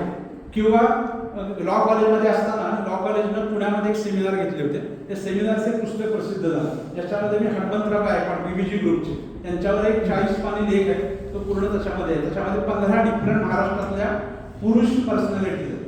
त्याच्यामध्ये हनुमंतराव गायकवाडांवर मी लिहिलं होतं, तो पण प्रसिद्ध झालेलं पुस्तक निश्चितच आहे. पण ती एक सामूहिक आहे, म्हणजे त्याच्यामध्ये माझ्यासोबत अनेक लेखक आहेत प्रत्येक ठिकाणी. पण नजीकच्या कालावधीमध्ये तुम्ही लेखक आहात हे सिद्ध करण्यासाठी पुस्तकं जर पाहिजे असेल तर मी पुस्तक काढायचा विचार करेन. पण त्यासाठी काय मला अजून मनात उर्मी येत नाही की खरंच पुस्तक काढायला पाहिजे अशी उर्मी अजूनही मनातनं अजिबात येत नाही आहे. जेव्हा येईल तेव्हा विचार करू, मनापासून येईल तेव्हाच मी करणार आहे ते, तोपर्यंत करणार नाही. कारण मी मध्ये माझं सगळं लिखाण जेव्हा चालत होतो तेव्हा सगळ्या गोष्टी मी बघत काय काय लिखाण केले हे जेव्हा बघत होतो तेव्हा किती मोठ्या प्रकारचं लिखाण आहे. आता आपल्या ग्रुपमध्ये सुधांशु नाही कोण देखील, तर ते इंजिनियर होते, त्यांना इंजिनियरची नोकरी सोडून मी तरुण भारतमध्ये घेतलं होतं. तेव्हा आम्ही एक डार्लिंग नावाची सप्लिमेंट काढली होती. डार्लिंग लक्षात घ्या, लैंगिक शिक्षणाला तेव्हा कोणत्याही मराठी पेपरमध्ये पुरवणी नव्हती. त्या डार्लिंग सप्लिमेंटमध्ये आम्ही पूर्ण लैंगिक शिक्षणाचं द्यायचो, ज्याच्यामध्ये केस झाली तरुण भारत. आश्चर्य वाटायचं मला, तरुण भारत केस झाली की हे तुम्ही काय छापताय म्हणून. आमच्या पेपरमधले काही उपसंपादक मीटिंगमध्ये म्हणायचे की हे पुरवणी घरी आली ते आम्ही आधी गादीखाली लपवतो, आमच्या घरात मुलं मुली आहेत आणि त्यांनाच वाचण्यासाठी आहेत, मशासाठी नाही आहे. तुम्हाला मुलं मुली झाली त्याला तुम्हाला सगळं माहिती आहे, तुम्ही जे मुली आहेत त्यांना ते दाखवायचे. म्हणजे आजही परिस्थिती अशी. ही गोष्ट कधीची आहे, साधारण 2002 किंवा 2003 जेव्हा मी डार्लिंग सप्लिमेंट काढली. थोडं त्याचं भडक प्रेझेंटेशन होतं, या सगळ्या गोष्टी असतील. पण तो विषय 8 पानी सप्लिमेंट डार्लिंग डार्लिंग आणि ते नाव बदला या संदर्भात दर आठवड्याला 100 पत्र यायची. दर आठवड्याला की पुरवणीचं नाव बदला, डार्लिंग नावाला काय अर्थ आहे. मग त्या पुरवणीचं नाव बदलून आम्ही मस्त केलं. जेव्हा मी चालवतो की चीज आहे बडी मस्त आहे ना, नाव बदलून मस्त झालं. मग नाव बदललं समाधान त्यांना मिळालं, पण आम्हाला तो मेसेज द्यायचा होतो गेला. तर हे ह्याच्यामध्ये सुद्धा मी लिखाण करायचो. त्या ह्याच्यामध्ये लिखाण करायचो. काही वेळेला कसं आहे, आपल्याकडे योनी शुचीचा विषय आहे. मी तेव्हा पहिल्यांदा विषय मांडला, योनी शुचीचं ठीक आहे, लिंग शुचीचं काय हा विषय मांडल्यावर खरंच मागतो. पुरुषांना नाही का काय, स्त्रियांनाच फक्त. मग तसं काय की लग्नापूर्वी शुद्ध कुणी राहिलं पाहिजे, पुरुषांनी का स्त्रीने दोघांना समान पाहिजे हे आहे ते. पण तो विषय जाणल्यावर पण प्रचंड प्रमाणात रिॲक्शन झाले. असं असतं का म्हटलं, तुम्ही कसं चूक आहे का बरोबर आहे फक्त सांग, मी मांडलेला मुद्दा बरोबर आहे का. अर्थात यौनशुचीतेचा किंवा स्त्रियांच्या संदर्भातला संबंधाचा विचार करतो, स्त्रिया संबंध तेव्हा पुरुषांशी ठेवत होते ना, म्हणजे तोच विषय होता की आता सारखं नाही, आधुनिक काळासारखं लेस्बियनिझम नसेल होता तेव्हा पण पुढे येत नव्हतं. हे गोष्टी सुद्धा आम्ही त्या पुरवणीमध्ये मांडल्या की ह्या पद्धतीनं आहेत. त्याच्यामध्ये आपले साताराचे एक सेक्सॉलॉजिस्ट होते राहुल पाटील नावाचे, ते राहुल पाटील कोल्हापूरला होते तेव्हा, त्यांची प्रश्नोत्तरं पण आम्ही घ्यायचो. म्हणजे हे विषय काळाच्या पुढचे किंवा मांडायचो आणि पुरवणीची पूर्ण जबाबदारी फक्त माझी होती. पुरवणी आपल्याला अशी काढायला पाहिजे आणि ती तरुण भारत मॅनेजमेंटने मान्य केली आणि ते सर्व हायेस्ट सेलिंग सप्लिमेंट झालं. सप्लिमेंटच्या दिवशी सर्वात जास्त खप असतो, खजाना होती तरुण भारतची निधी होती. आज ती सप्लिमेंट एक लँडमार्क माझ्यासाठी मानतो. त्यानंतर सगळीकडे यायची. त्यानंतर सप्लिमेंटच्या माध्यमातूनच एक आम्ही प्रयोग केला. बघा तुम्ही पेपरमध्ये प्रयोग की विजन वार्ता नावाचा एक छोटा माझा फसलेला प्रयोग होता. मालक तो चुकला, मालकाला पैसे नव्हते. मी विजन वार्ता नावाची काढली. त्या पेपरची टॅगलाईन होती पॉझिटिव्हिटी, काही निगेटिव्ह छापायचं नाही, काही निगेटिव्ह छापायचं नाही. अपघात झाला, खून झाला, बलात्कार झाला, मारहाण छापायचं नाही, फक्त पॉझिटिव्ह छापायचं. तो पेपर 6 महिन्यात बंद करावा लागला आणि जे पॉझिटिव्ह निगेटिव्ह छापत होते त्यांचे खप वाढत गेले. म्हणजे लोकांना काय पाहिजे याच्यावर ते लक्षात येतं की आपण जरी म्हणतो हे कशाला, पण लोकांना हे सगळं माहितीच पाहिजे असतं. त्यामुळे आज इथं मला जे बोलायला संधी दिली, बहुतेक 35 मिनिटं झाली. तुमचे प्रश्न मी घेईन काय असेल तर, पण ह्या निमित्तानं मला माझ्या लेखनाची मांडणी करायची संधी मिळाली. खूप लिखाण झालेलं आहे. अग्रलेखाचे विषय मध्ये मी अरुण गोडवालेंच्या श्रद्धांजली सभेत एक विषय मांडला होता की जेव्हा हवालाचं प्रकरण होतं, हवालाच्या प्रकरणाच्या कालावधीमध्ये मी हवालदिन राजकारणाचा अग्रलेख ऐक्यमध्ये लिहिला होता आणि तेच हेडिंग त्या दिवशी लोकसत्ताच्या हेडिंगला पण होतं. तेव्हा अरुणराव गोडबोलेंनी मला फोन करून सांगितलं होतं, अरे बघ तुझ्या अग्रलेखात, मला त्यांना माहिती होतं मी ऐक्यमध्ये अग्रलेख लिहिते, म्हणजे बघ तुझ्या अग्रलेखाचं हेडिंग आणि मुद्दे तेच लोकसत्ताच्या अग्रलेखाचं हेडिंग आहे त्याच दिवशी, दुसऱ्या दिवशी नाही. आता लोकांचे अग्रलेख दुसऱ्या दिवशी असतात, आधी काय लिहिले बघून सगळ्यांचं सर्विसर करून चौथा अग्रलेख करतात लोक, तसं नाही, एकाच दिवशी झालेलं होतं. अनेक वेळा असे अग्रलेख मोठे गाजले, अनेकांनी त्याला प्रतिसाद दिला, खूप गोष्टी आहेत. आणि लता मंगेशकर जेव्हा वारल्या लता मंगेशकर गेल्या तेव्हा प्रभात कात्रेचा आठवत असेल, प्रभात मला पुणे ऑफिसमध्ये फोन आला होता, आपल्याला पूर्ण पान करायचं आणि वारल्याच्या दिवशी फोन आला त्याच दिवशी, तर तुम्ही द्या म्हटलं देतो. मी दुपारी 5 पर्यंत त्याला पूर्ण पानाचा मजकूर दिला आणि शिवाय पहिल्या पानाचा आग्रह पण दिला होता लता मंगेशकरांना. ते पान माझ्याकडे अजून आहे की आत पूर्ण लता मंगेशकर आणि पहिल्या पानावर लता मंगेशकरांवरचा आग्रह सुरू झाला होता, तो आत गेला. तेच झालं होतं प्रणव मुखर्जींच्या बाबतीत. प्रणव मुखर्जी गेले तेव्हा सुद्धा प्रभातनं मागणी केली की प्रणव मुखर्जींवर आपल्याला पूर्ण पान करायचं, म्हणजे देतो तुम्हाला. ते सुद्धा दिवसाचं आहे, काही डेडलाईनचं काम आहे, लक्षात ठेवा की जर कोणी मागं लागलं तर होतं लिखाण, हा त्याचा अर्थ आहे. तर त्यांनी एका दिवसामध्ये दुपारपर्यंत 5 वाजेपर्यंत पोहोचलं तरी चालतं. प्रणव मुखर्जींचं पूर्ण पान तेव्हा करून दिलं. अशी खूप पानं करून दिली. दिलीप कुमार गेला तेव्हा तेच झालं होतं. दिलीप कुमारचा निधन 6 वेळा झालं होतं आधी व्हॉट्सअपवर. सोशल मीडियावर माणसं आधी करतात ना, मग प्रत्यक्षात करतात. त्याबद्दल दिलीप कुमार आधी 5-6 वेळा मेला होता, मग प्रत्यक्ष मेला. तर त्याचं ते इंट्रो जो होता तो पण मी त्याच्या पिक्चरची मांडणी करून केलं होतं की कोहिनूर, गंगा जमना, म्हणजे लोकांच्या डोळ्यातून गंगा जमना वाहिल्या. चित्रपटाचा कोहिनूर असा होता किंवा तो अशा सगळे चित्रपट एकत्र करून केला होता, तो पण तेव्हा ते झाला होता. त्यामुळे हे सगळं जे आहे त्याच्यामध्ये शैलीमध्ये आमचा प्रश्न काय आहे, मी कात्रे किंवा पेपरमध्ये लिखाण करणाऱ्यांचं तुम्ही जर नीट बघितलं तर माधव गडकरी, गोविंद वळकरांचं बाकीचं लिखाण काही दिसत नाही तुम्हाला, बरोबर आहे. त्याच्या आग्रलेखाचीच पुस्तक आहे. माधव गडकरींनी ट्राय केला होता, कोणाला आठवत असेल तर, जेव्हा चार्ल्स शोभराजला पकडलं होतं तर त्याने एक नाटक लिहिलं होतं हॅलो चार्ल्स नावाचं. ते फेल गेले, नाटक पूर्णपणे पडलं. कारण संपादक आग्रलेख लिहिणारा संपादकाला नाटक लिहिता येत नाही. आग्रलेख लिहिणारा किंवा संपादक एकच असे कथाकार म्हणजे नागपूरचे सुरेश बाजूशिवार त्यांच्या कथा पण आहेत, पण बाकी नाही. आणि सर्वात महत्त्वाचं गुरुनाथ नाईक पुढारीमध्ये संपादक होते. गुरुनाथ नाईक गोव्याच्या गोमंतकला संपादक होते. आणि पण जेव्हा ते पेपरमध्ये आले तेव्हा त्यांचं ते लिखाण थांबलं, हे पण लक्षात घेण्यात आलं. त्यांच्या जे कथा होत्या, रहस्य कथा, हम मराठी पण होते. हम मराठी म्हणजे पत्रकार पण होते, संपादक होते, पण कथाकार असतात. पण ते आधी लेखकून मग संपादक म्हणून झाले, हे पहिलं. पण हम मराठी सुद्धा पुढारीमध्ये लिहायचे, पहिला चहा वगैरे सगळं लिहायचे. पण काही ठराविकच आहेत की आमच्या लेखनाला मर्यादाच पडतात. ते पेपरमध्ये काम करणारे जे आहेत, जी काहीतरी डोक्यात ठीक बसलेले असते, एवढे शब्द तेवढे शब्द ते. त्यामुळे आता सुद्धा या दिवाळीमध्ये माझ्या 3-4 दिवाळ्यांमध्ये कथा आहेत. त्याच्यामध्ये मगाशी म्हणजे तुम्हाला एक ती रेशनची स्टोरी सांगितली, याची स्टोरी सांगितली.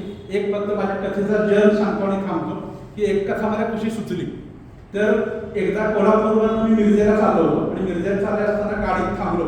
अलीकडे जे मिरजेच्या अलीकडचं स्टेशन आहे, तेव्हा गाडीमध्ये ते मूकबधीर मुलं बसली. मूकबधीर आले ते एकमेकांशी ह्यानं बोलत होते, खुणांनी बोलत होते. मला काही त्यांना कळत नव्हतं. आणि मला म्हटलं मला ते काय बोलतात त्याची उत्सुकता प्रचंड होती, पण ते काय बोलतात काही कळत नव्हतं. मला म्हटलं हा कथेचा विषय आहे, म्हणून मी ती कथा लिहिली, ज्याचं नाव जी माझी सर्वात आवडती कथा आहे, ज्याचे त्याचे जग म्हणून. त्याच्यामध्ये कथेचा पूर्ण पहिला भाग आहे तो गोंधळाचा घेतला. गोंधळाचा म्हणजे तो घरात निघतो, बायकोशी भांडण होतो, बायको जोरदार बोलती आहे, जोरदारात बोलतो, बाहेर पडतो, बाहेर ट्रेनचा आवाज येतो, विमानाचा आवाज येतो, रस्त्यावरची लोक हे घ्या ते घ्या, त्याच्या कानावरचे शब्द आदळत असतात. कोणतरी काहीतरी बोलतोय. गार्डनमध्ये जातो, तिथे वृद्ध जोडपे, आपल्याला कोण सांभाळणार, आपली मुलं सगळी परदेशात आहेत म्हणून बोलतात, त्याच्या डोक्यात तो त्रास होतो. बाहेर पडतो, एक मोर्चा येतो, मोर्चामध्ये घोषणा देत आहेत लोक, तिच्या कानावर शब्द पडत असतात, त्याच्या काही नाही दुसरं. कंटाळत होतं, आता काय करायचं. आणि रेल्वे स्टेशनमध्ये येतो. रेल्वे स्टेशनमध्ये आल्यावर आता घरी जाऊ म्हणून घरी जाल्यावर तो शिरतो बंगल्या त्या डब्यामध्ये. तर मगाशी म्हणलं तशी ती मुलं तिथे आहेत, ती काय बोलतायत त्याचा जरा पाहिजे फरक लक्षात घ्या. आतापर्यंत सगळे शब्द त्याच्या कानावर पडत होते, आता ते काय बोलतात त्याला पाहिजे, माहिती पाहिजे ते काय बोलतायत, पण त्याला कळत नाही. म्हणजे हा विरोधाभासी त्याच्यामध्ये म्हणा की आता शब्दांना तो कंटाळा होता आणि आता त्याला शब्द पाहिजे होते पण येत नव्हते त्याच्याकडे. हा ज्याचे त्याचे जग म्हणून विषय मांडा की त्या निवांत बोलत होते, याला माहीत नव्हतं. हा विषय कथेत मांडा, ज्या कथेला बक्षीस पण मला मिळालं, पण ती कथा फक्त 800 शब्दाची होती, कारण पेपरमध्ये छापली होती. त्यामुळे ती वाढवून मी किती वाढवलं. किंवा आत्ता जी एका दिव्यात माझी कथा प्रसिद्ध झाली, ती सुद्धा माझी सर्वात महत्त्वाची कथा आहे आणि मी त्याचा जन्म सांगतो थांबतो, एकच कथा सांगत नाही. आत्ता मला गेल्या काही वर्षामध्ये मला हे जे जाती धर्माचं विघटन झालं त्यात प्रचंड त्रास होतो, संत्रस्त होतो. म्हणजे वैताग येतो, हे काय चाललंय म्हणून. महापुरुष विभागलेत, हे विभागलेत, ते विभागले, सगळे हा आमचा देव, तो तुमचा देव, हा आमचा नेता, तो तुमचा नेता. त्याच्यावर माझ्या डोक्यात एवढं शास्त्र पुढे गेलंय. जर आपण असं एखादं काढलं, असा एक बॉम्ब काढला, एखादा फ्यूम बॉम्ब किंवा जो आहे तो बॉम्ब जर टाकला तर लोकांची फक्त जाती धर्माची मेमरी निघून जाईल. त्यांच्या मेंदूतली जाती धर्माची मेमरी निघून जाईल.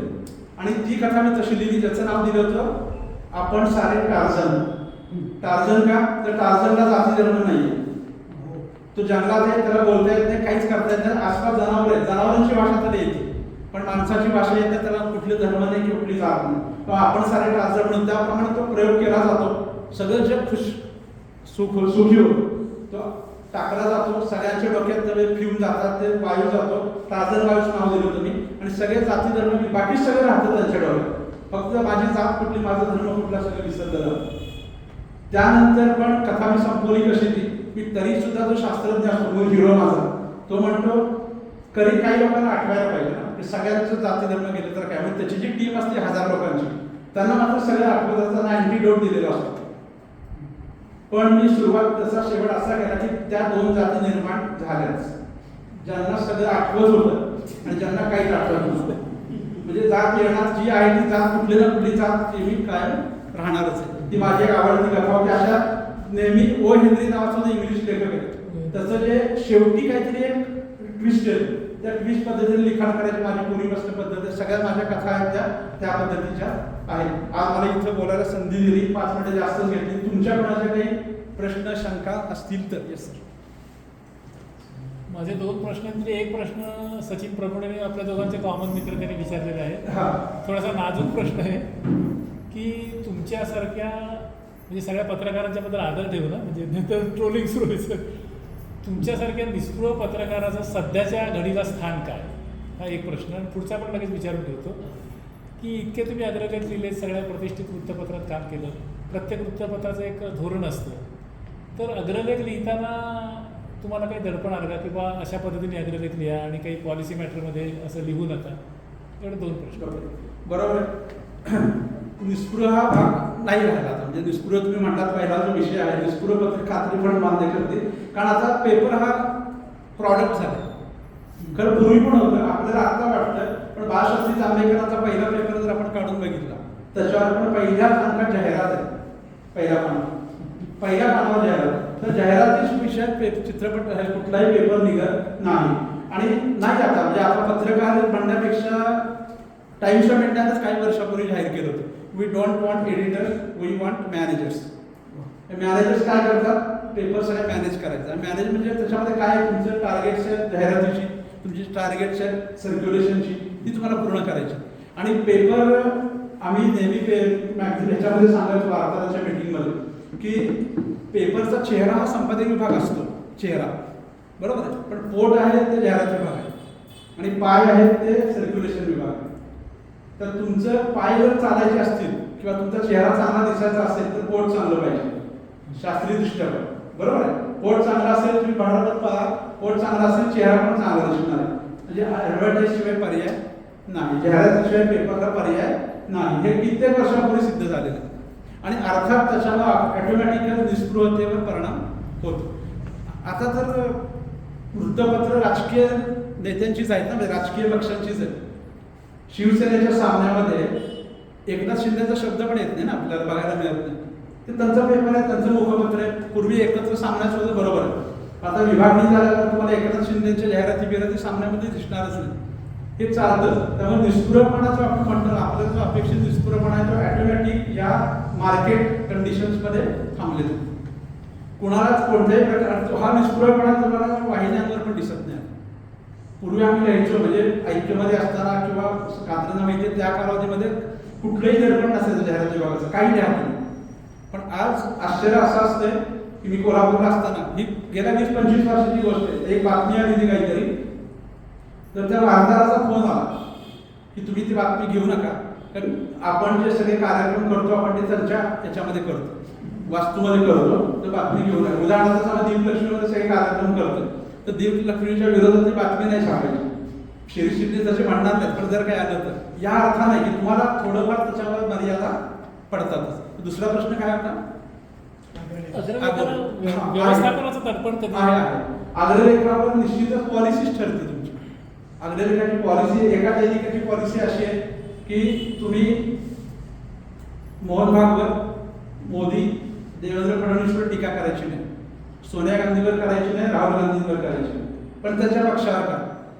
हे कुठल्या दैनिकाची एका पॉलिसी, एका दैनिकाची पॉलिसी तुम्ही काँग्रेसवर टीका करायची नाही, भाजपवर टीका केली तरी चालेल. ह्या पॉलिसीप्रमाणेच तुम्हाला सांगितलं जातं. म्हणजे तुम्हाला जेव्हा अग्रलेखाची कमिटमेंट किंवा असाइनमेंट मिळते तेव्हा आमची पॉलिसी अशी अशी आहे, त्या पद्धतीने तुम्ही करा.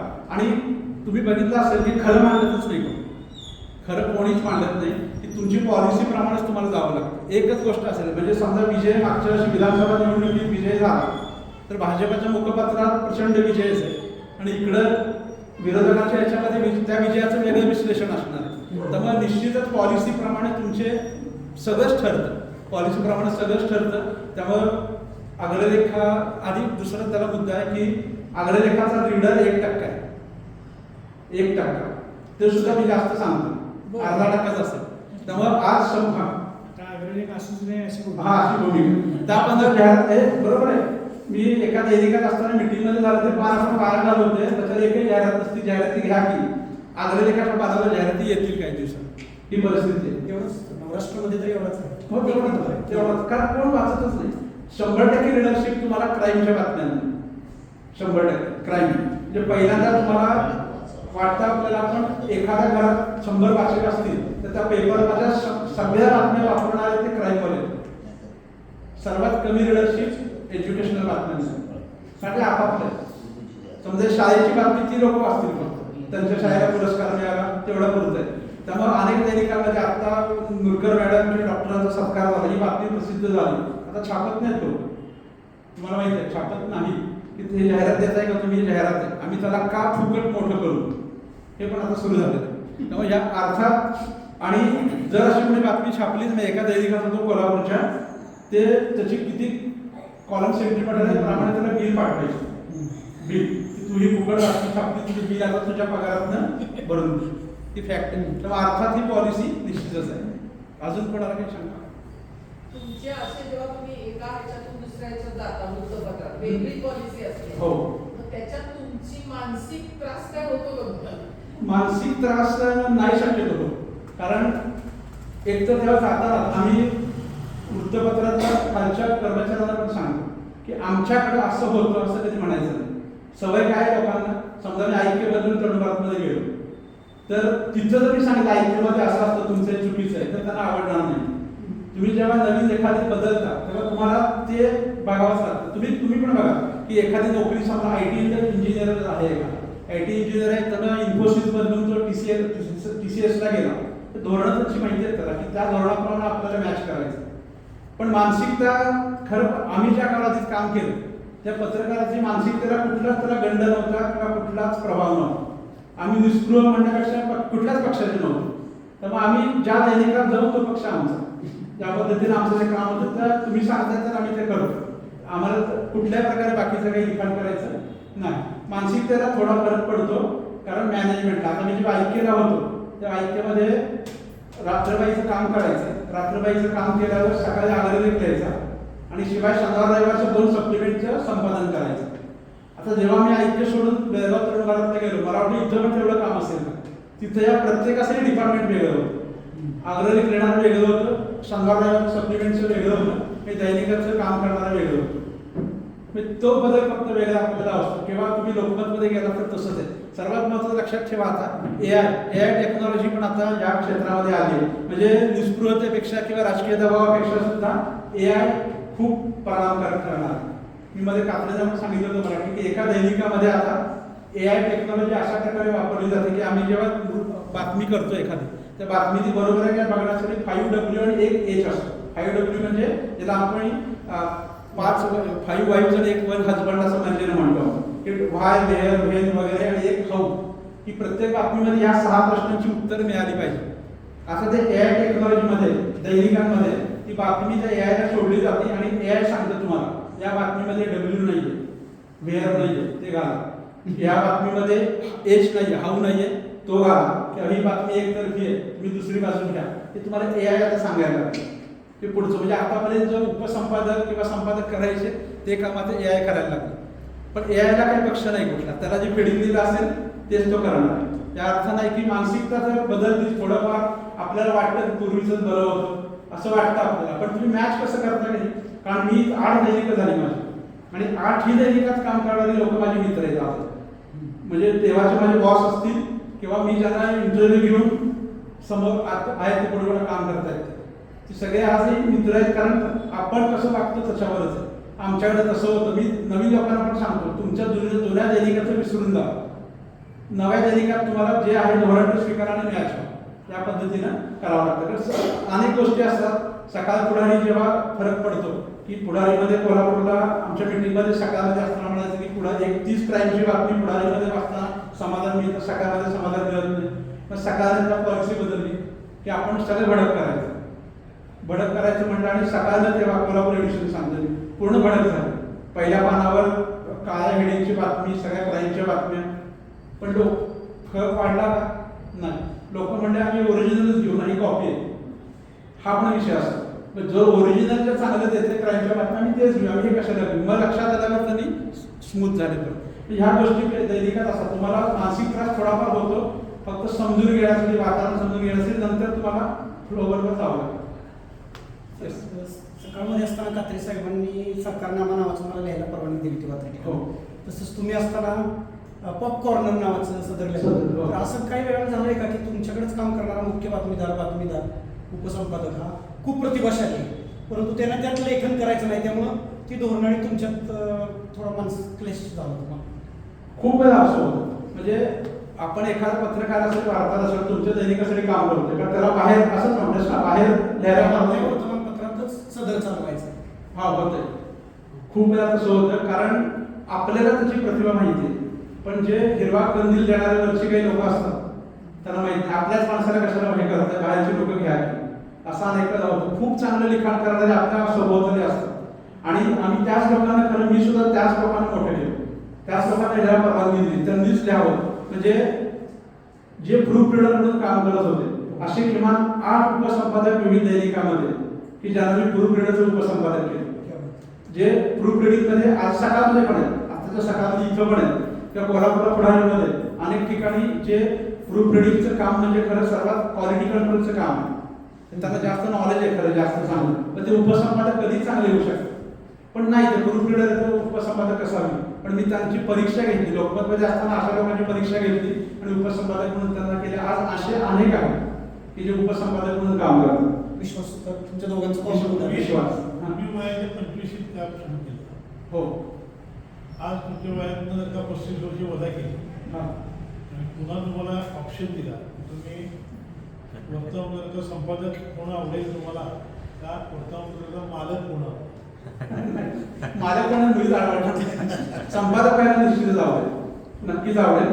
आणि झालं म्हणजे अनेक दैनिकांमध्ये म्हणजे कोल्हापूरच्या काही गोष्टी मी सांगू शकत नाही की केवळ आडनावामुळे काही गोष्टी बाजूला पडल्या. माझ्या कोल्हापूर सारख्या ठिकाणी घडलं, पण त्याच ठिकाणी कोल्हापूरच्याच पुढारीवर माझं नाव पण आलं. औरंगाबादावरती जेव्हा मी हे केली की तिथे नाव आलं वाशी संपादक मुकुंद फडके, पुढारीमध्ये औरंगाबादमध्ये पण आलं, कोल्हापूरमध्ये पण आलं. हा भाग नाही, पण संपादक पण मालक पण नाही आवडणार, कारण ते खूप अवघड आहे. मालक पण मागच्या एक 10 दिवसापूर्वी एक कार्टून असा हां एक माणूस बसतोय, असं वर्तमानपत्र घेतलाय, तुमची दुसरं वाचतोय आणि म्हणतोय मी वर्तमानपत्र खरेदी केलं, उघडून बघून वाचायला लागलो त्यावेळी कळलं की ते अगोदरच कोणीतरी खरेदी केली. ते गिरीश कुबरेने पाठवलं. पत्रकारितेतली लेखनशैली आहे ती हो. वेगळी. हो. तुम्ही कथा पण लिहिल्या म्हणतात, ललितही लिहिल्या. हो. मग ती पत्रकारितेतली लेखनशैली आहे, ती ललितनी कथा लिहिताना ते फायदा झाला. झालं. आता कसं आहे, पत्रकारितेमध्ये तुम्ही बातम्या लिहिता बरोबर, आणि बातमीमध्ये काय असतं, भाष्य नसतं. हे पहिले बातमीचं मुख्य नियम काय, भाष्य नाही बरोबर. म्हणजे आपण आताच करतो की आज शिवसेनेचा भव्य मोर्चा निघण्यापूर्वी भव्य कसं असेल हे भाष्य झालं ना तुमचं. आधीच तुम्ही सांगता आज भव्य मोर्चा निघणं, आज आपण इथं म्हणलं असतं प्रचंड प्रतिसाद देणार आणि एवढी लोक आहेत, चुकीचं ठरलं असतं ना. त्यामुळे तुम्ही आधीच म्हणाल आज मोर्चा एवढंच म्हणा. तुम्हाला भव्य म्हटलं की तुम्हाला ते भाष्य केलं.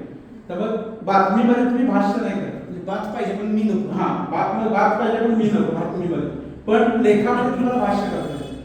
मग तिथं तुमची शैली वापरता येईल तुम्हाला. हा फरक आहे. लेख असेल, मुलाखती असतील, यामध्ये तुम्हाला स्वतःच शैली वापरता येईल. आता एक तुमच्या निमित्त मला आठवलं की सकाळमध्ये इथं असताना माणसातला माणूस नावाचा एक मुलाखत सदर करायची. माणसातला माणूस अर्थ काय, तेव्हा मी 11 लोकांची मुलाखती घेतली. त्याच्यामध्ये सुरुवात दाभोळकरांपासून केली होती. पण दाभोळकरांना आधीच सांगितलं, नरेश दाभोळकरांना, की मला तुमच्या अनिसाविषयी काही नको. मी तुमच्या अंधश्रद्धा निर्मूलन समितीवर काही बोलणार नाही, सगळ्या जगाला माहिती. तुमच्या व्यसनमुक्तीवर बोलणार नाही, सगळ्या जगाला माहिती. तर तुम्हाला प्रत्येकाचा हा हीच थीम होती की त्या लोकांची वेगळी बाजू मांडायची. मग दाभोळकर कबड्डीपटू म्हणून कसे होते, ते आपल्या इंडियाचे कॅप्टन होते. बांगलादेश विरुद्ध त्यांनी मोठी उडी मारून कसं जिंकून दिलं ते गेल्यावर कळालं. हा कळलं. तो विषय तेव्हा मांडला. किंवा श्रीराम लागून बरोबरचे त्यांचे संबंध, किंवा बाकीच्या गोष्टी ज्या त्यांनी केल्या की दाभोळकर जे सगळे भाऊ आहेत ते कसे कसे त्यांचे एकमेकांमध्ये कसं रिलेशन आहे, कोण कसं आहे, तुमचं गाव मूळचं कुठलं, कुठेही अनिसवर काही नाही, कुठेही व्यसनमुक्तीवर काही नाही, फक्त त्यांच्यातला माणूस बाहेर काढा. तेव्हा तिथं शैली महत्वाची असते. मला की काही झालं तरी तो विषय घ्यायचा. तसंच आहार सावंत यांचं घ्यायचं. आहार सावंत यांची पण मुलाखत घेताना सांगितलं की तुम्हाला तुमचं बाकीचं काही मला दाखवाय, तुमचं संस्कृतचा अभ्यास आणि बाकी सगळ्या गोष्टी ह्याच्यावरच आहार सावंत यांची मुलाखत घेतली. आणि ते मूळचे सांगलीचे, मग तुमचा आवडता चित्रपट कुठला, कधी बघितला, ते आतापर्यंत कुणाकडे जी माहिती नव्हती ती माहिती त्या निमित्तानं पुढं. लक्ष्मण मानेंचं पण तेच. लक्ष्मण मानेंना सांगत असताना तुमचं भटके विमुक्त किंवा ह्या सगळ्या गोष्टीवर काही बोलायचं नाही, बाकीचं बोला. त्यांना शेवटचा प्रश्न विचारला, आता तुम्ही उपरे राहिलेला नाही तर उपराचा सिक्वेल येणार आहे का, ते हसायला लागलं. बरोबर, हा प्रश्न त्यांना सगळा शेवटी विचारला की आता उपरे पण संपलं तुमचं, म्हणजे वैयक्तिक लक्ष्मण मानेंचं. मग उपरा भाग 2 काढून तुम्ही आपण उपरे राहिलेलो नाही हे समोर आणणार आहेत का, ते हसायला लागले. म्हणजे त्या आयुष्यभर राहणारच आहे, कारण तो विषयच तसा त्या अर्थाने. त्यामुळे अशा अनेक लोकांना बोलतं केलं की ज्याच्यामध्ये त्यांची वेगळी बाजू आणली. तिथं तुम्हाला शैली दाखवली की तुम्हाला तो विषय कसा मांडायचा. नाहीतर ते माधुरी दीक्षित समोर आले की तुझा पहिला पिक्चर कुठला, तुला पुरस्कार कधी मिळाला, हे नाही, वेगळं काहीतरी असेल तर. त्यामुळे ह्या गोष्टी माधुरी दीक्षितचं पण जेव्हा मुलाखत घ्यायला आम्ही गेलो तेव्हा ती वेळ देत नव्हती. तिचे एक नातेवाईक कोल्हापूर ते साताऱ्यात कोणतरी होती तेव्हा, ती म्हटली त्या माधुरीला उकडीचे मोदक खूप आवडतात. तर तेव्हा उकडीचे मोदक 6 करून घेतले आम्ही. माधुरीला निरोप पाठवला तिकडं की आम्ही उकडीचे मोदक घेऊन येतो, मग तिने परवानगी दिली. ती पण फॅक्ट. तुम्हाला काही काही वेळा तिथं या गोष्टी सगळ्या कराव्याच लागतात. पण तुम्ही म्हणाल तसं बातमीमध्ये शैली नसते. बातमीमध्ये फक्त फॅक्ट आहे, भाष्य नाही. आणि लेखामध्ये मात्र तुम्हाला शैली वापरता येते. मुलाखत, लेख समोरासमोर बोलतात तेव्हा तुम्हाला लेखीने दाखवता येते. बातमीमध्ये शैली कशी दाखवता येते, हेडिंगच्या माध्यमातून. जे मधल्या काळामध्ये होतं, आता हेडिंग परत पूर्वीसारखी झाली. पण जेव्हा पहिल्यांदा आम्ही तरुण भारत त्यासाठी फेमस होतो की जेव्हा पहिल्यांदा चंद्रबाबू नायडू पडला निवडणुकीमध्ये पहिल्यांदा गेलो, तेव्हा हेडिंग माझ्या डोक्यात निघालं होतं की चंद्रास्त असं केलं. फक्त हेडिंग काय केलं तर चंद्रास्त, चंद्रबाबूचा अस्त झाला या अर्थाने की. आणि तिथं चंद्रासारखा चंद्रबाबू होता, तिथं चंद्रबाबूचा फोटो आणि चंद्रास्त. तर तुम्हाला शैली दाखवायला येते हेडिंग करून, जी तुम्हाला नवा काळामध्ये बघायला मिळतं. नवा काळाचा पण अतिरेक आहे. तुम्हाला मध्ये गमतीसाठी सांगतो, मुंबईवर जेव्हा प्रचंड पाऊस पडला त्या नवा काळाचं हेडिंग होतं, मुंबईवर पावसाचा जलात्कार. हे हेडिंग केलं होतं नवा काळात. मुंबईवर पावसाचा जलात्कार, म्हणजे तरी बलात्कार शब्दाचा वापर करून हेडिंग केलं होतं. तुम्ही कशा प्रकारे हेडिंग देता की ते पण महत्वाचं की हेडिंगमुळे तुम्हाला समोर माणसं खेचता पण येते. शब्द पुढे असतो. हो, शब्द पुढे आहेत ना. तुमच्या कथांची संख्या बघता कथासंग्रहांचा विचार कधी करतो? हो, करा. आता मी सांगितलं ना की नवरस कथा म्हणून जे आहे ते त्यातल्या ज्या नवरसाला मान्य करणाऱ्या कथा आहेत त्या एकत्र करून एक पुस्तक डोक्यात आहे. आणि बाकीच्या पण कथा आहेत त्या सगळ्या 2 ते 3 तास सहज 63 कथा, आता 63वी कथा प्रसिद्ध. तुमचे जे काही लेख असतील म्हणजे अग्रलेख म्हणून लिहिले किंवा संभव लिहिले ते त्या वेळेला तुम्ही सांगितल्याप्रमाणे त्या मर्यादा सांभाळून वगैरे. तर आता त्याचा संग्रह तुमच्याकडे असेल तर त्या मर्यादा हटवून तुमची मतं त्याबद्दलची करून सुधारित करून ते यावेत. हो, अशी इच्छा आहे. ते वाचायला आवडेल म्हणजे निरपेक्षपणे सुचेल. करता येईल ते. फक्त त्याला मर्यादा काय असतात, मी मगाशी म्हटलं तसं की हा नाही, देवाचं आहे की अग्रलेख संपादकांनी लिहिण्याचं गृहीत असतं.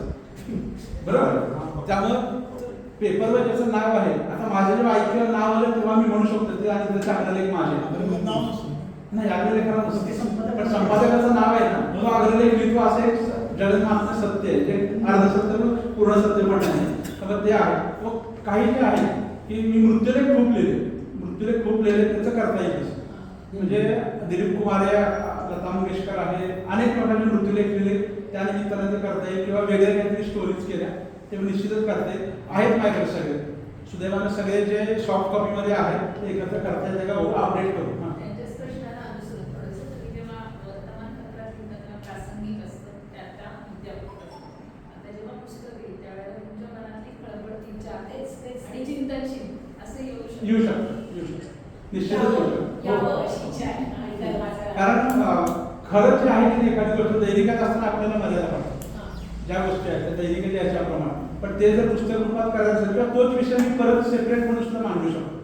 तेव्हा पूर्वी जो मांडलेला विषय आहे तो आता सेपरेट ललित लेखा स्वरूपात सुद्धा समोर निश्चितच येऊ शकतो. तुम्ही म्हणता आपण असे असं वर्तमानपत्रातल्या लेखनाला साहित्याचा दर्जा अजूनही म्हणावासा मिळत नाही, याबद्दल कधी त्रास झाला का? खूप वेळा झाला. कारण खरं बघायला गेलं तर कधी साहित्याचा दर्जा मिळतो. पुलंचं सगळं साहित्य वर्तमानपत्रात पहिल्यांदा प्रसिद्ध झालं आणि महाराष्ट्र टाइम्समध्ये अनेक लेख पहिल्यांदा महाराष्ट्र टाइम्समध्ये प्रसिद्ध झाले, नंतर त्याचं पुस्तक झालं. बरोबर. किंवा बटाट्याची चाळ आहे, आसामी आहे, आधी कुठेतरी प्रसिद्ध झालं मग त्याचं पुस्तक झालं. म्हणजे साहित्याचा दर्जा कधी मिळतो?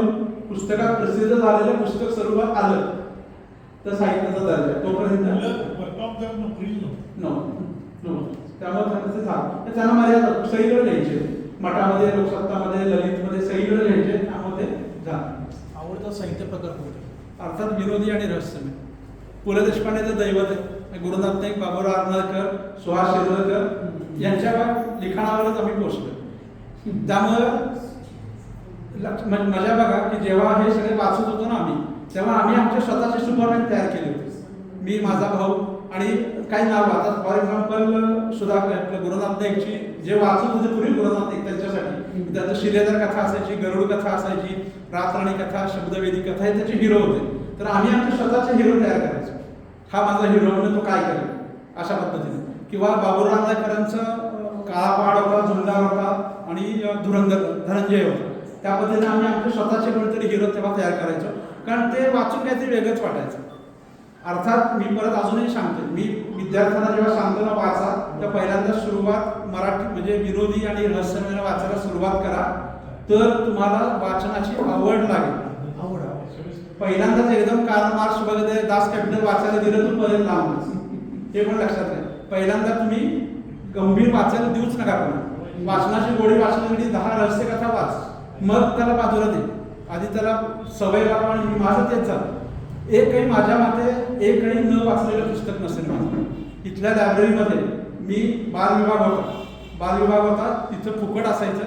सकाळ संध्याकाळ तिथं असायचो.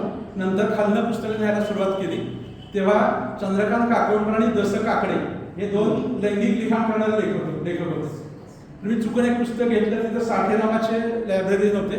ते म्हणजे हे तुला पुस्तक तुझ्या वयाला वाचण्यासाठी योग्य नाही, त्यांनी ते थांबवले. हे पुस्तक नको, दुसरं पुस्तक घे. तेव्हा लायब्ररीत सुद्धा तसं सांगायचे. मला तेव्हा बुधवारी वाचनाला सुट्टी असायची, तर मंगळवारी मी किमान 300 पानाचं पुस्तक निवडायचं, कारण 2 दिवस घालवायचे आपल्याला वाचनाला. पण एरवी दररोज वाचनात पुस्तक बदलणारा मी एकमेव होतो. तिथं साठे एक नाव काय ते दुसरं नाव होतं टोपीवर, वैद्य साठे हां हे तिथं होते. तर मी रोज पुस्तक बदलायला यायचो. म्हणजे 4 बुधवार सोडले तर रोज पुस्तक बदलायचं. त्याच्यामध्ये अर्थात मिळालं तर पहिल्यांदा रहस्यमय, विनोदी किंवा मग जे पुस्तक असेल ते. असं नाही की कुठलंही पुस्तक वाचलं नाही. म्हणजे असं नाही की अनेकांचं मी हे वाचत नाही, सगळं वाचलं. आज ज्या प्रकारे मी सगळ्यांची तुलना करू शकतो, कारण आज माझ्या घरी मराठी बायबल आहे, मराठी कुराण आहे, भगवद्गीता आहे, जैन वाङ्मय मराठीमध्ये सगळं आहे. तेव्हा मला माहिती आहे सगळ्या धर्मामध्ये काय म्हटलं, प्रत्येक गोष्टीमध्ये काय. कुठेही तुम्हाला बोलताना कमी पडता कामा नये की मला हे माहीत नाही. हां शेवटचा एक प्रश्न. तुमच्या सगळ्या आठवड्यामध्ये लेखन यज्ञामध्ये त्यांनी 7 तुम्हाला दिले. हो. ते त्यांनी बोलावं तुमच्याबद्दल का तुम्ही बोलताय? बोलायचं नाही आहेच बोलत येते 1-2 मिनिटं बोलणार निश्चितच आहे. कारण एक लक्षात घ्या, आज कंटिन्युअस 40 वर्ष रात्रभर 12च्या आधी कधी झोपलोच नाही, कधीच झोपलो नाही. त्यामुळे कांद्यांना पण माहिती की पूर्वी ऐकायला सुद्धा आम्ही 12-12:30 घरी यायचो तेव्हाच. मग त्यानंतर सगळ्या दिवस तेव्हा तर बाकी काही नसायचं. आज ही तीच परिस्थिती आहे. जरी आज पेपरमध्ये कामाला नसलो तरी 12 पर्यंत जागरण असतंच आहे. वाचन, काहीतरी OTT वर काहीतरी बघणं, बाकीच्या गोष्टी मॅच असेल तर मॅच बघणं हे आहे. तर निश्चितच सहकार्याशिवाय ते होतच नाही. म्हणजे आश्चर्य वाटेल तुम्हाला, लग्न आमचं 16 डिसेंबरला झालं, 15 डिसेंबरला दुपारी 3 वाजेपर्यंत मी IK काम करत होतो. फोन आला की आपली गाडी आली, ST फलटणला लग्न होतं, ST आली, आता या. मग मी आलो, ST मध्ये बसलो आणि मी फलटणला गेलो. जेव्हा मुलगा आमचा झाला कोल्हापूरच्या आपल्या साताऱ्याच्या हॉस्पिटलमध्ये रात्री 11:15ला, तेव्हा सुद्धा फोन आला डॉक्टर बाईंचा, मग तुम्हाला मुलगा झालाय आता तरी या. मग मी सांगून तिकडं हॉस्पिटलला गेले. म्हणजे हे पेपरमध्ये झालं हे असंच आहे की वाटतं आपल्याला ते काहीतरी ग्लॅमर आहे किंवा काय, तसं नाही. तुम्हाला ते सगळ्या गोष्टी कराव्या लागतात. ओके, धन्यवाद. त्या निबंध स्पर्धेचा एक ब्रॉशर हे कॉम्प्लीट आभार प्रदर्शन तुम्ही घेऊन जावे जातो. आभार अनेक आभाराच्या अगोदर आणि दिवाळ्यानंतर पुस्तकप्रेमी समूह आणि दीपलक्ष्मी यांच्या संयुक्त विद्यमाने आजचा अतिशय सुंदर कार्यक्रम झालेला आहे. स्वाती मॅडम म्हणले तसे अक्षरशः ते धबधब्यासारखे कोसळले आणि इतक्या गोष्टी वेगवेगळ्या समजल्या. म्हणजे त्याच्या पत्रकारितेच्या क्षेत्रातल्या गोष्टी समजल्या, लेखक म्हणून घडताना काय असतं ते समजलं, त्यातले वेगवेगळे फरक जे आहेत ते कळले. आणि पुस्तकप्रेमीचा जो उद्देश आहे की माणसांचं सगळं हे समृद्ध व्हावं, ते आजच्या या कार्यक्रमाने साध्य झालं असं मला वाटतं. त्यामुळे सर्वात प्रथम मी श्रीयुत मुकुंद फडके यांचे आभार मानते. त्यांना समर्थ साथ देणाऱ्या त्यांच्या सौभाग्यवती त्यांचे आभार मानते. लक्ष्मी तर हक्काने आपण या सभागृहात येतो, तिथला सर्व स्टाफ, श्रीयुत शिरीष चिटणीस त्यांचे आभार मानते. पुस्तकप्रेमी समूहाचे जे सदस्य आवर्जून इथं आहेत त्यांचेही आभार. धन्यवाद. जाऊ नका, फराळ